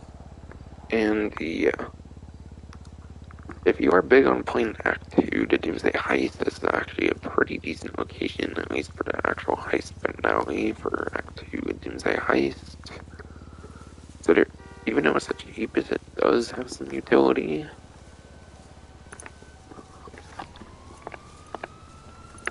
And what's the most expensive?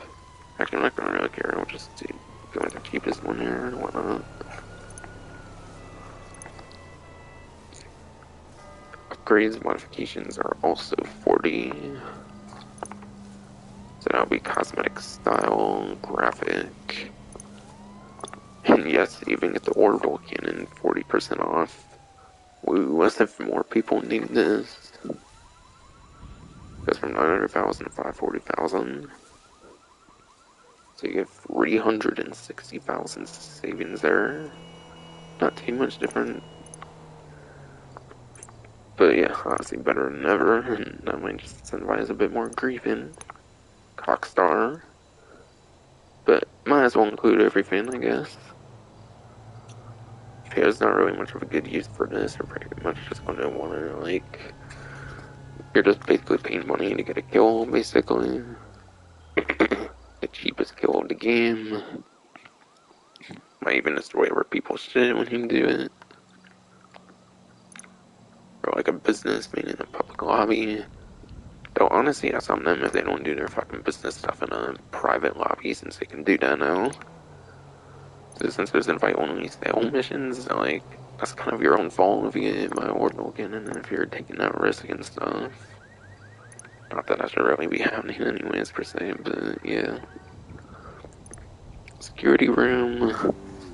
Security room just basically gets you, like, different weapons you can collect in there. It's also how you get the gun locker for the facility. No reason for the gun locker if you have it in other places, though. And a nightclub, I think, has a gun locker included, so if you have like a nightclub, you have a gun locker included with that, I believe. Not as like a separate purchase, even. It's not the most efficient gun locker, per se. And you get access to a strike team service. Basically, just lets you send like AIs after people. Nowhere near as toxic as the orbital cannon, at least, but Yeah. $310,000 off of that, apparently. Or it can be, I don't know. It's not really necessarily that amazing. Gunwalker's probably the best thing with it, and yeah, you can get it in like other cheaper properties, kind of. Like, I think you might even be able to get in like your MC Clubhouse, and that's a pretty cheap property normally, even.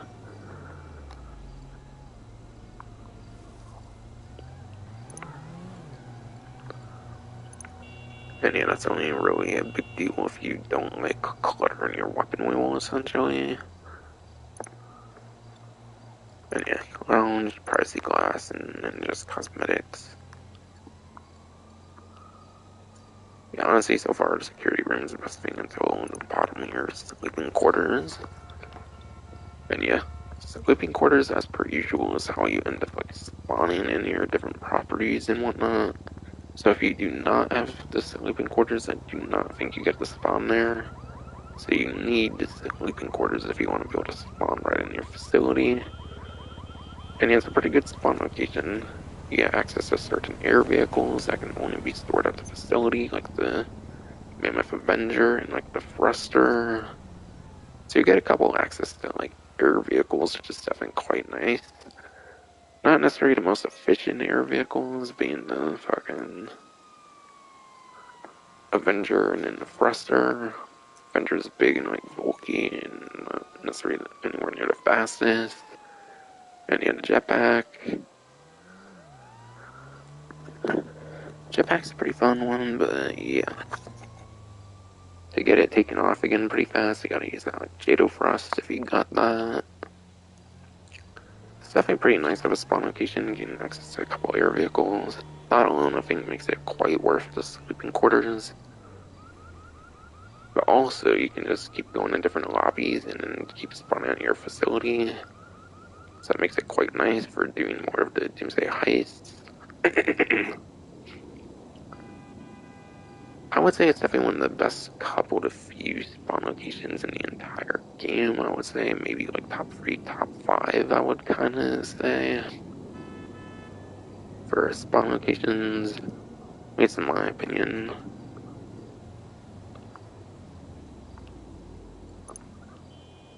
And then, yeah, you do get a couple cosmetics apparently as well. But yeah, obviously you need it for those Doomsday heists, which Act 2 is a pretty spammable heist if you don't like to actually play the game and you like to be that kind of person.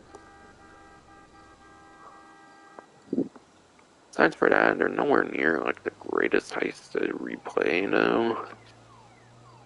But yeah, honestly, Doomsday is some of the worst heists, if not like the worst heist in the game. Honestly, Act 3 might be like the worst heist in like the entire game because of the juggernauts and stuff. So yeah, might be like the least worthwhile like series of heists.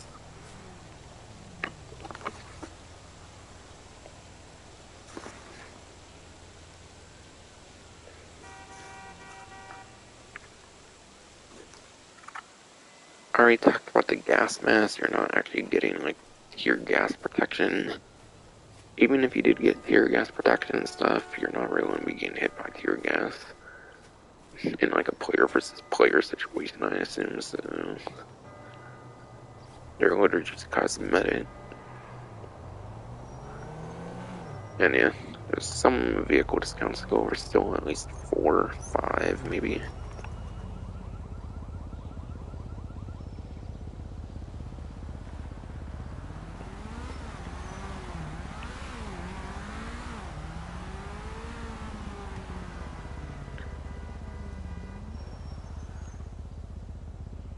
I think there's 6 actually to go over. Most will be on more stock because obviously it doesn't really fit in any of those like property things typically.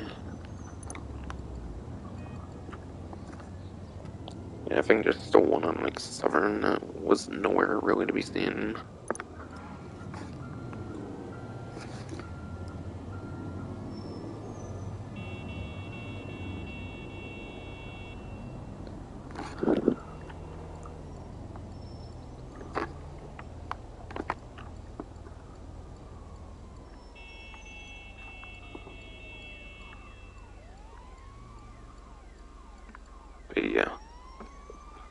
starting off here is TMO2 Kanjali. So being like 2.8, it looks like on like trade price it's 2.1. So a little over $600,000 off. And yeah. I kind of think the TMO2 Kanjali is the best tank of the game. I personally feel it's the best tank of the game. None of the tanks really are obviously going to be that good for like movement and stuff. So they're quite slow, so they're only pretty limited to your money-making capabilities. But yeah, you cannot get shot in a Kanjali. And unlike the Rhino, it's a personal vehicle as well, so you can spawn it next to your character without having to like call it like Pegasus and going to location for it. So that gives you more spawn convenience than the Rhino. And yeah, it's definitely better than the APC, which isn't necessarily a proper tank. It's more of its own thing, armored personal carrier. But APC, you can actually shoot like windows and stuff, so you can be shot out of that. There's a Scarab tank from Arena, but I think that has windows it can be shot out of as well. Plus, it only has like typical like machine guns, pretty much, and like mines and stuff. This is also the most weaponized tank, I would say, in the game. Has the main cannon here, which you can upgrade into like a railgun cannon. Railgun cannon does not have extra power, but it gives you extra distance that you can shoot at, so definitely get the railgun so you can shoot further.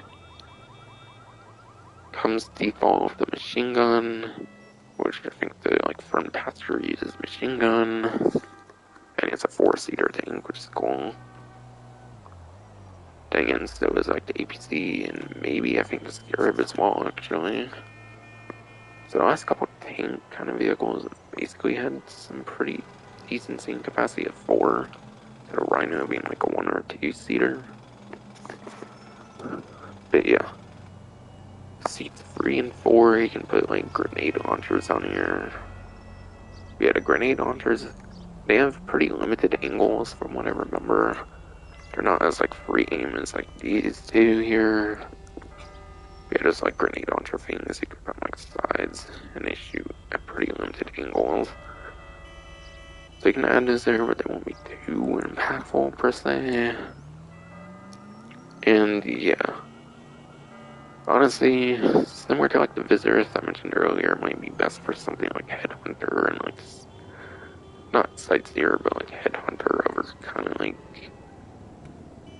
VIP work where you like just kill enemies essentially, and they're not necessarily too far away from each other, kind of. I don't know, it might struggle a little on Headhunter even though, because of its speed and whatnot, but yeah. It's not too much I can think of that this would be useful for. It's nice you can't get shot out of it, though. There's not many vehicles where you cannot get like shot out, though. So that's pretty unique. So maybe things where it's like hard to survive, it can be nice in.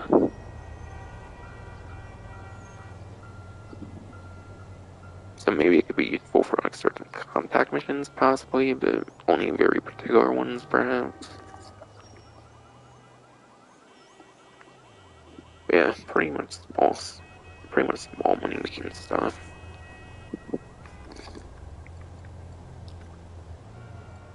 Next up is the RCV. Oh no, these fit on one page, okay. But yeah. RCV and a trade price, I'm pretty sure 2,350,000, 1,762 now. About 600,000 in savings. But yeah. It's not that great of a vehicle, I'll just say that right now. There's only like one real good use I feel, and that's because of like a certain contact mission that I can think of on top of my head.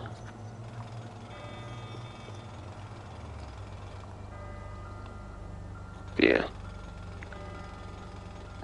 Might have some pretty like boy resistant windows here. It's a 6-seater, I think 4 sit inside, and then there might be 2 that can go on like the sides or something. So it's a 6-seater, which is kind of nice. Most seating capacity of all the discounts here. But yeah. RCV should instead be called really crappy vehicle, because it's crap. It has no explosive resistance whatsoever. From what I remember, it literally has no explosive resistance for some reason. And it might have that slight, like, bullet resistance on, like, the glass or something. Not the most certain on that, at least the front windshield, not really necessarily the side ones, though. But yeah. It's also big, bulky, and kind of pretty slow. Might be like a RAM on it or something, but it's not that effective compared to like Phantom Wedge and like the arena vehicles. If it has a RAM, it's not even close to those. And yeah, you can add a second like water cannon, but that doesn't really do all that much. It's mainly a trolling vehicle, I would say, to be honest. Besides for being like the one like DLC police vehicle, which makes it kind of unique. They don't really do like police DLC vehicles. It's like the only exception, pretty much. So its classing is pretty unique for DLC, at least. But yeah. The best in-game, like, money use I can think of, though, is, like, burn rate. There's a repo work called burn rate, where you basically just, like, distinguish a bunch of vehicles, and there's some combat and stuff. It's one of those immune repo works. It's basically best for repo burn rate. I think it's definitely the most convenient option there, since you can spawn it on foot.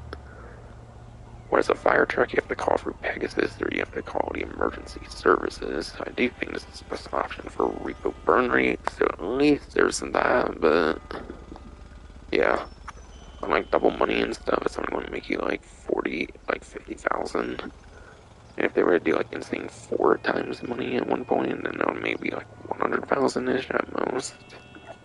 It's probably not that great. So it would be the only good grind I can think of for it.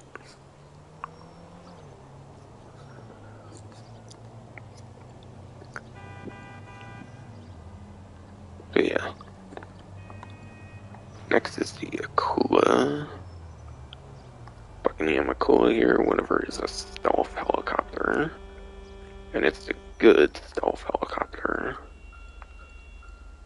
Unlike the trash Annihilator stealth here, which basically does less than the Akula does, I believe, for the most part.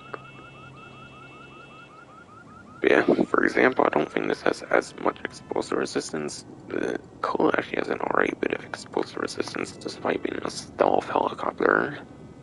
Compared to that, it only has 4 seats. 3D is on 2 seats, but 4 seats can literally fit a whole like high squad anyways, basically.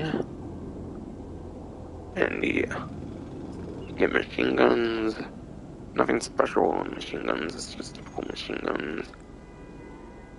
They go like in and out when you do the stealth mode, which is pretty cool. Then you also have access to missiles and then barrage missiles. You want homing missiles so you can lock on to stuff, I would say. Definitely want to be choosing that option. But yeah. I think if you do barrage missiles, you have like 4 missiles per pod. But I do not recommend barrage missiles since you can just get the FH-1 Hunter, which has both homing and barrage, and you don't have to choose between them. So there is barrage missiles, but I just do not recommend it. So yeah, homing missiles for sure. I think in these back seats you can even use like night vision, if I recall, so that's a kind of niche use, I guess. Probably not really going to get much out of that.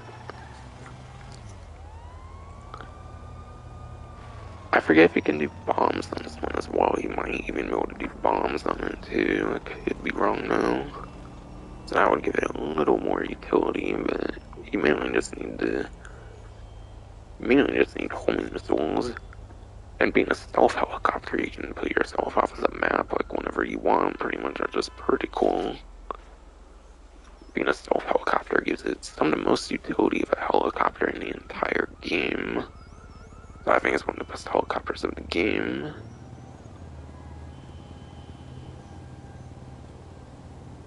And yeah, it's a helicopter. Has good point A, point B travel. So it can go across the map very good. And it's also weaponized, so good weaponized point A to point B. Good weaponized point A to point B travel there. What am I trying to say here? Damn it. But yeah, good point A, point B travel, and it's weaponized, which is basically everything you want in a good vehicle. It's basically everything you need for a vehicle to be successful. And it has stealth mode again, so unique utility there. Can get you out of really tight situations. This thing used to be very useful when you had to do business stuff in public lobbies. Though honestly, the invite-only business stuff kinda kills the use for it a little bit. But still, stealth mode definitely still has its uses though. I feel this is a very S tier vehicle here. This is definitely a very S tier vehicle here, so I highly recommend purchasing this one. And it goes from 2.7 to like 1.8, looks like on trade price. So that's almost $1 million off there. Definitely cannot go wrong with that. Definitely the best of these five, like, worst active discounts is definitely need a cooler. But yeah. Next for weaponized vehicles here is the Volatile. We had a Volatile, literal like fucking flying Dorito shit here. So literally like a fucking flying fucking tortilla, like quesadilla or some shit. It's a 4-seater pilot, main passenger, and then there's like 2 back passengers or something, it seems, or something. But yeah. Not that great of a vehicle, even though it's an air vehicle. It doesn't have the greatest weapons, which kind of kills it, but it's so big and huge, and it's a plane, and typically helicopters are better, because you can land them and stuff better. $1,820,000 from 2.8, $980,000 saving. But yeah. I think you get 3 regular guns on it, like one on the nose, there's like a tail gun, and then there's like maybe one in like the middle of like the bottom of the plane or something. So you get 3 regular guns. And the next best comparison here would be the Bombushka. Bombushka, since you're paying more for the Bombushka, you actually get explosive guns in like all 3 of the same locations. This one just has regular guns, I'm pretty sure though. So the weaponry sucks on this thing. Because you only really get those guns, and I think you only get like bombs as well. Bombs, at least there's 100 bombs on it though. Compared to literally every other vehicle in the game is 50 bombs, this one actually has 100. So that's unique at least. But yeah. Good luck using that much because it's a big ass plane. Has like no explosive resistance as well. So you're not going to be taking much of any explosives. So this thing's pretty much completely dead here. And it's nowhere near the fastest plane either, so not very good.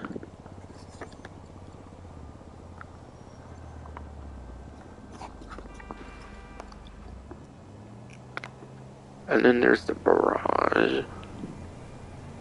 Instead of $1,595,000, it's $1,036,000. Almost 600,000 off again, it looks like, similar to the other couple. And yeah. It's kind of like an Insurgent, but it has like 2 guns and it has nowhere near the like crazy amount of like armor. At least near the windows that the Insurgents have. But yeah. There's driver, passenger, and then there's the 2 gunner seats. First gun, I think the front one you can actually only do like a machine gun and a minigun. I think only one you can do like a grenade launcher on. I'd probably recommend the minigun over the machine gun for that better rate of fire, so you can try to land more shots over like a more powerful gun that won't be able to do as many like shots at least.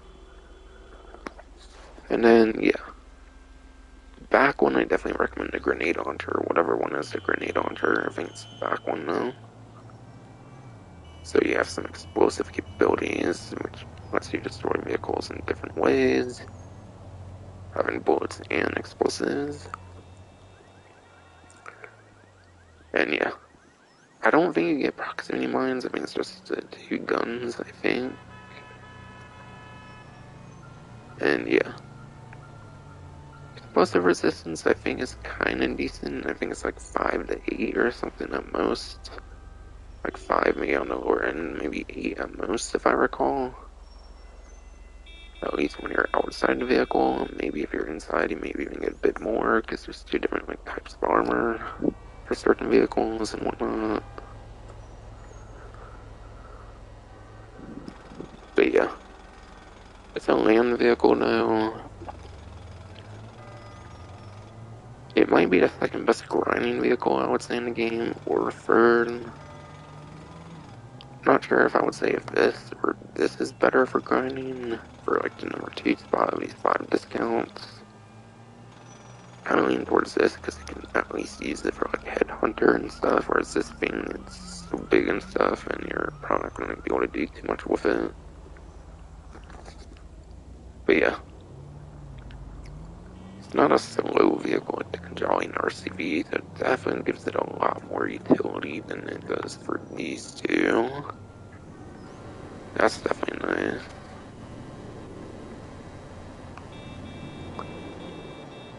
So you can get some okay utility. You can maybe even use it for something like hostile takeover or something as well for like VIP work and not just headhunter. Like you might only be able to do like headhunter for like something like that. It's not only useful for like one contact mission, just like the RCV. So Barrage is definitely better than these 2 money wise, I would say.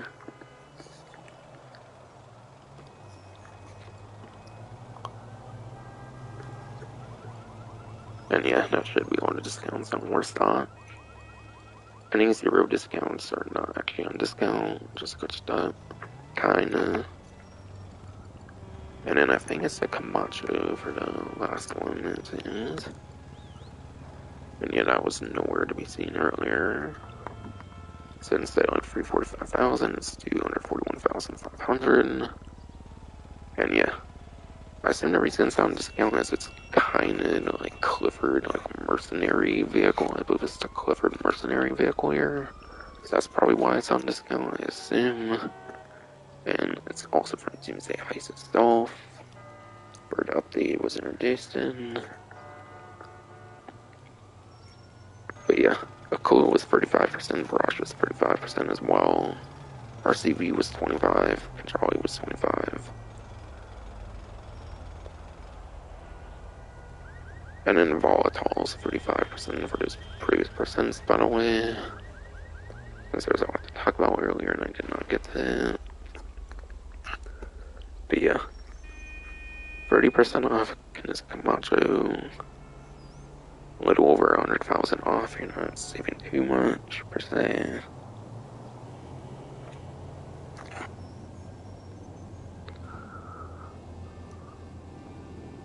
But yeah, Camacho I think is actually pretty respectable still. Alright, yeah. I'm on Breathy 1322 spreadsheet. Camacho at best is the S tier if it got lowered at all. With the Draugr being a thing, it might be down to A at worst. So it's definitely pretty respectable for the off-road class. I believe if you include the Draugr, it becomes a 3rd place at lap times, so still probably top 3. Hey, honey, guess what I got from the And then top speed. top speeds, they were like third or fourth again because of the Draugr from Criminal Enterprise. Why do you think I need a hard-on pill? So I can give you a deep... So yeah, very respectable, You didn't talk that way 30 years very ago. respectable performance. It's a 4-door, Maybe I'll go whatnot. find a young girl then. Probably a very fun off-roader. Maybe one of the better, like, non-weaponized discounts.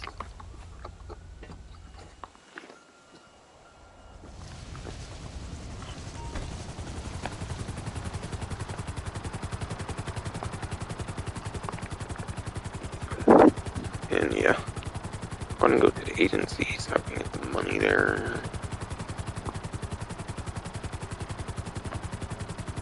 And yeah, I should be done with the event side of the stream. I'll probably just do a couple time trials. Maybe I'll do a Fleeca job as well. But actually, I think I had a copyright issue when I did Fleeca jobs. I'm probably not gonna do that. Because certain music plays and I don't get to block the music on like certain like cutscenes and stuff. Cause I think even on like the music setting, I think it played like thing of music, even with having the music off, because you should have it off because of the streaming and content creation. So either two, how do you like 2 to 3 things for money making? Time trials and maybe Fleeca job because it's quick.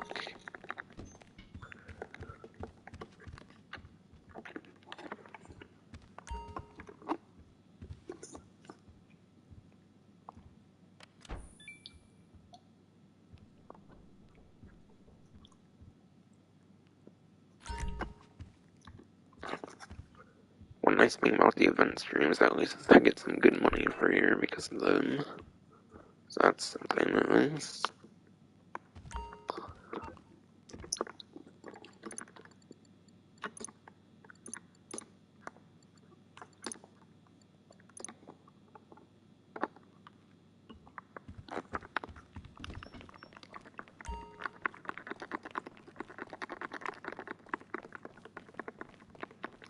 Everything okay?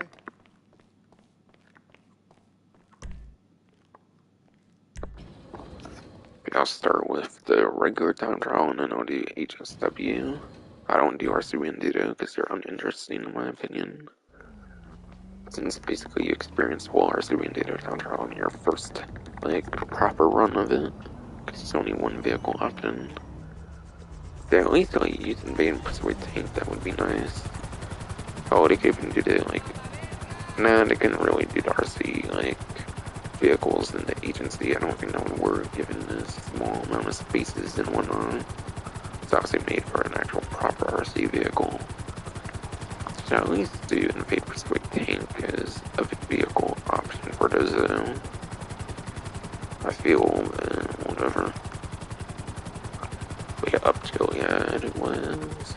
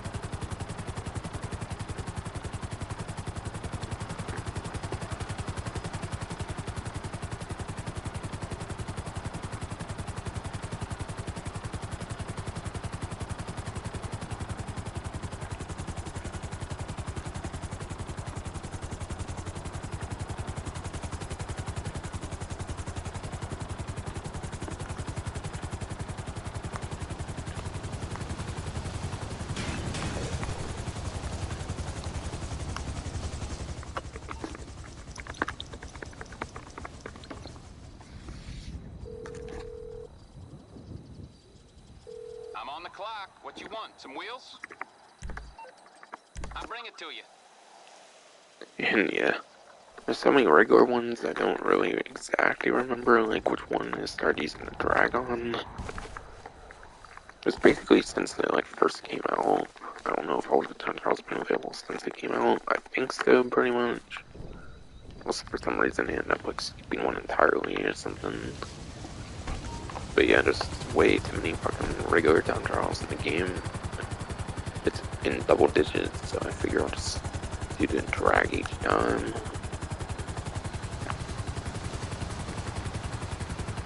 Because I don't want to really use much of it against the loader, to be honest. And yeah, the part-time is not the vehicle you go into, just like the HSW is. Where you can really feasibly do with any HSW vehicle, because it changes off of the one you use.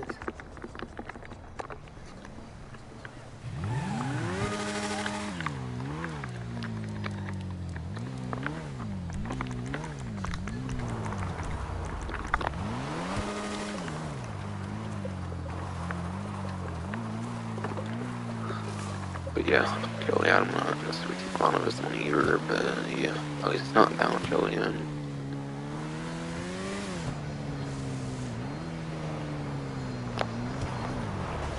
Okay, good, I'm glad I did the agency, because it just got the 20,000 more here.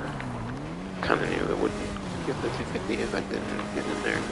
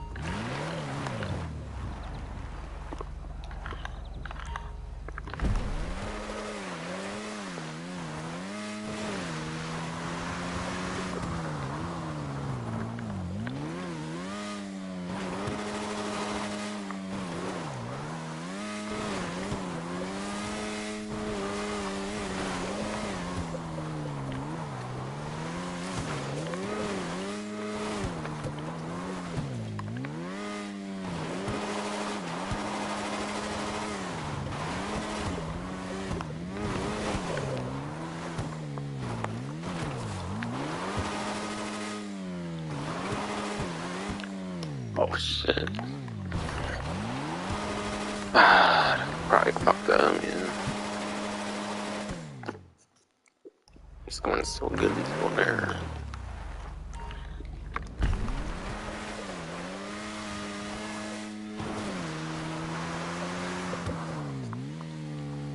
Oh, come on, just over the silence. Down to it, though. Maybe it's fine if I can not fall off here. It didn't look like I was gonna fall off there, but okay. I don't feel it then.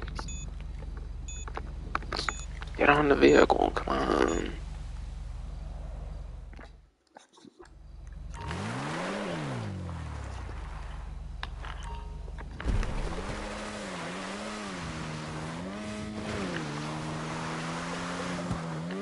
It's gotta be turning dark here too, corners.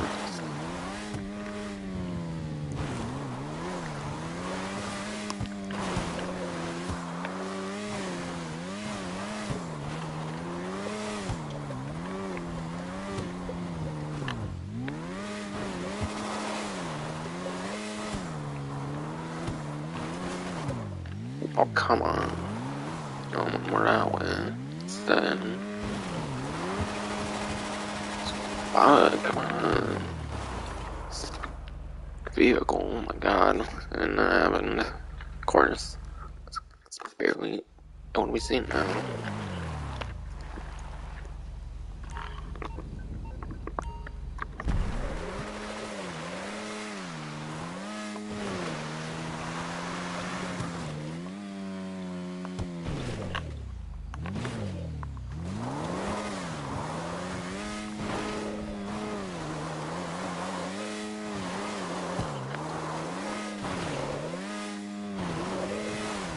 What's this one actually might be pretty good in here. I know you can actually mass each workout like that, I don't think. Oh, come on. adult struggles here. Fucking quarters. What fucking physics happening here?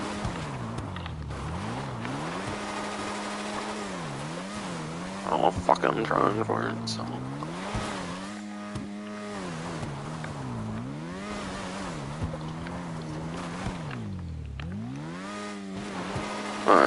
And it's going fucking home.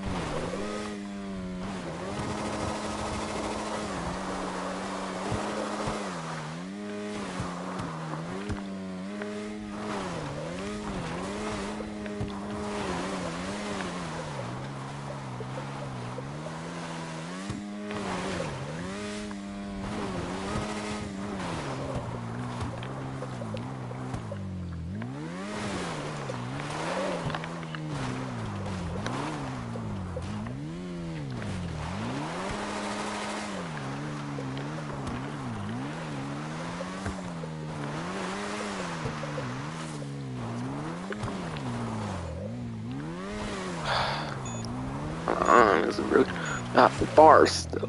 Oh my god.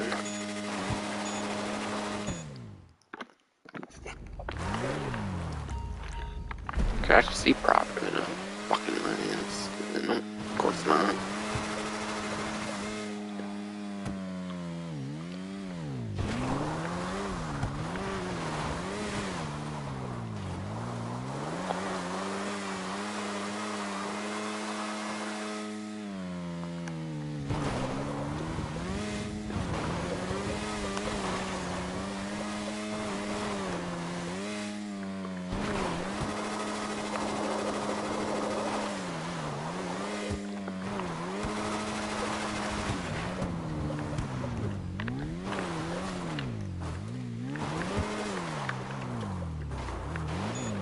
Fuck, seriously, oh my god.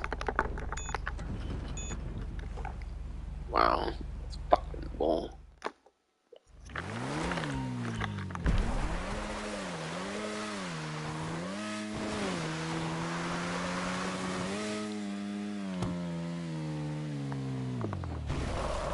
Oh my god, wow.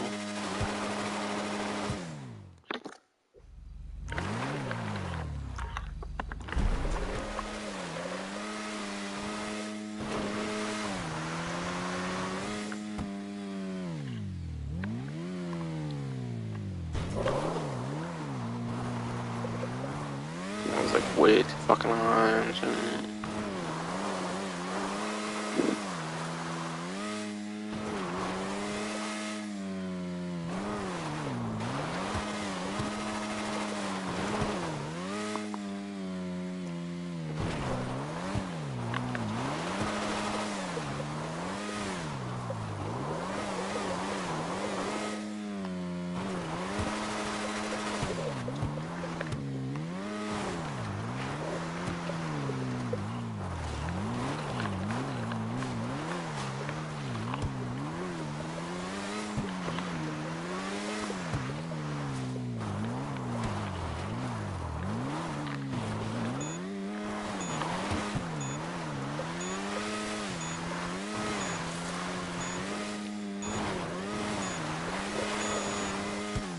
Fucking balls.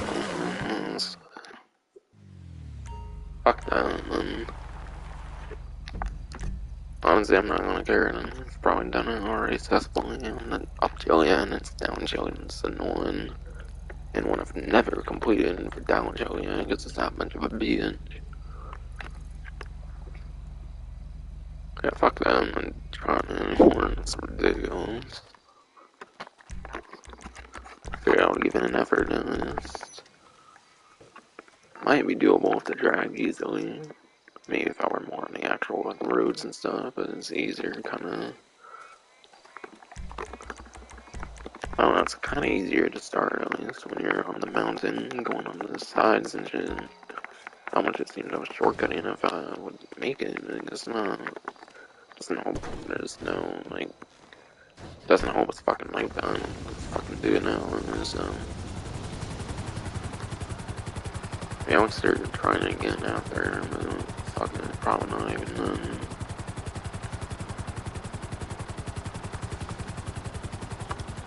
And if it comes for now, it's.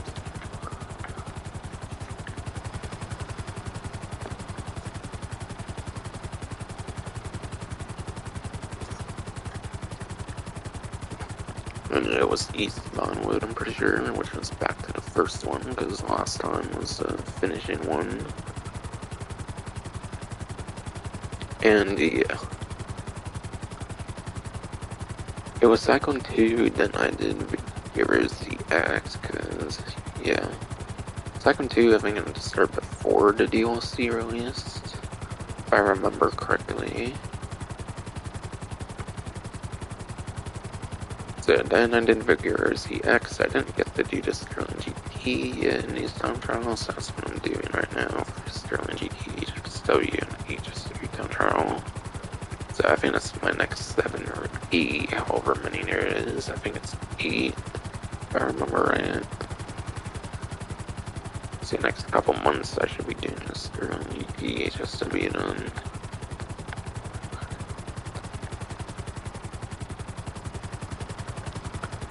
And yeah, that was like the best top speed before the Vigero ZX came out, if I recall, so it should still be a pretty decent one, and yeah, even if not, it's scalable based on the vehicle you use, so.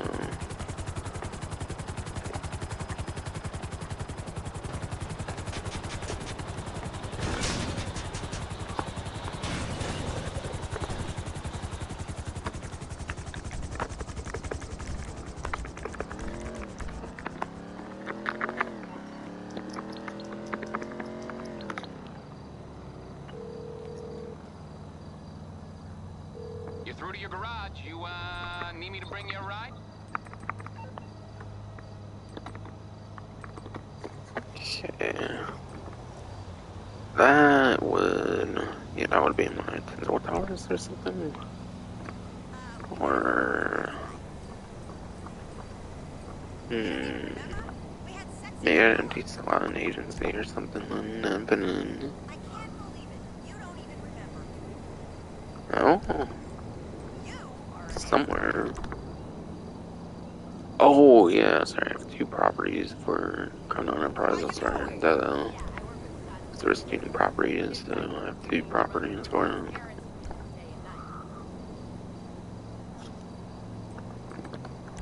Alright, that checks out now. I'll bring it by. Aight, I'll get back to work. amazing. Let's hang out soon. You know that's the truth. Unfortunately, unfortunately, I couldn't get too much good look on this. I've used it in one of my miscellaneous streams pretty heavily, into where I was doing ELP missions, because it's that funny trait right now where it's fucking completely bulletproof into Windows and shit.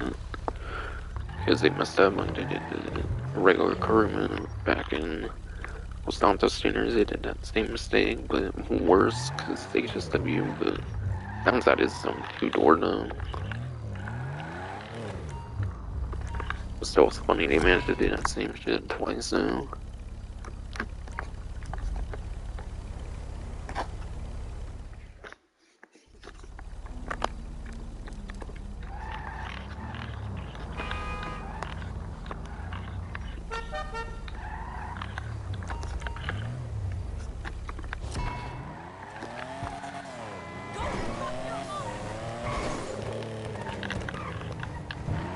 And yes, better Sport Classic, I'm pretty sure, than the Turismo Classic, and I won't have done on the town trials yet, I don't think.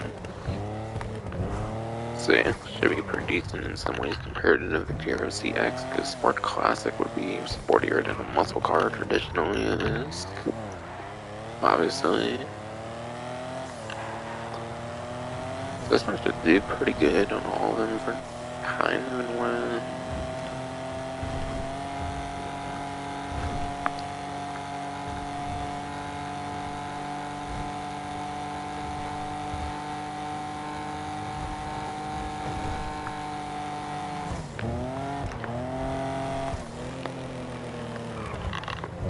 Oh shit, I'm actually a bit surprised I didn't hit them.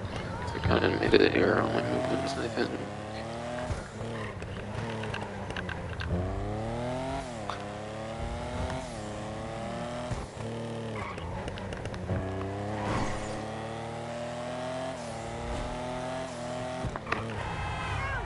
Oh shit, no. Okay, well, I can recover honestly, yeah. Alright, 1.2615 gold. Got 1,000 arcade as well there. I can't wait to go home and exfoliate. It was amazing. The more But I yeah, saw how the other blonde so was, the the more I easiest felt money you can sorry make for in the her. game when it I comes to think the she's still 9th gen pretty. version. Actually gives some pretty already money if they look for the other ones. Yeah, that was my first HSW time trial with the Sterling GT, HSW here. Next several or whatever else we'll be doing for this.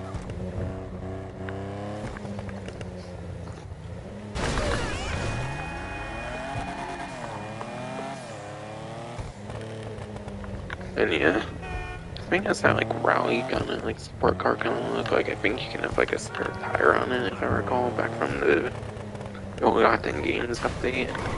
And then obviously when they did the Sterling GT HSW, they did like more modifications you can do on the Sterling GT as well. So yeah, because it's kind of a rally sport car or something. Because I guess like the tires and stuff, I'm curious it would do pretty good on like the off-road one or not. The like last one, I wonder. Probably suck just as much as other ones do, to be honest. It's obviously not going to compare to drag.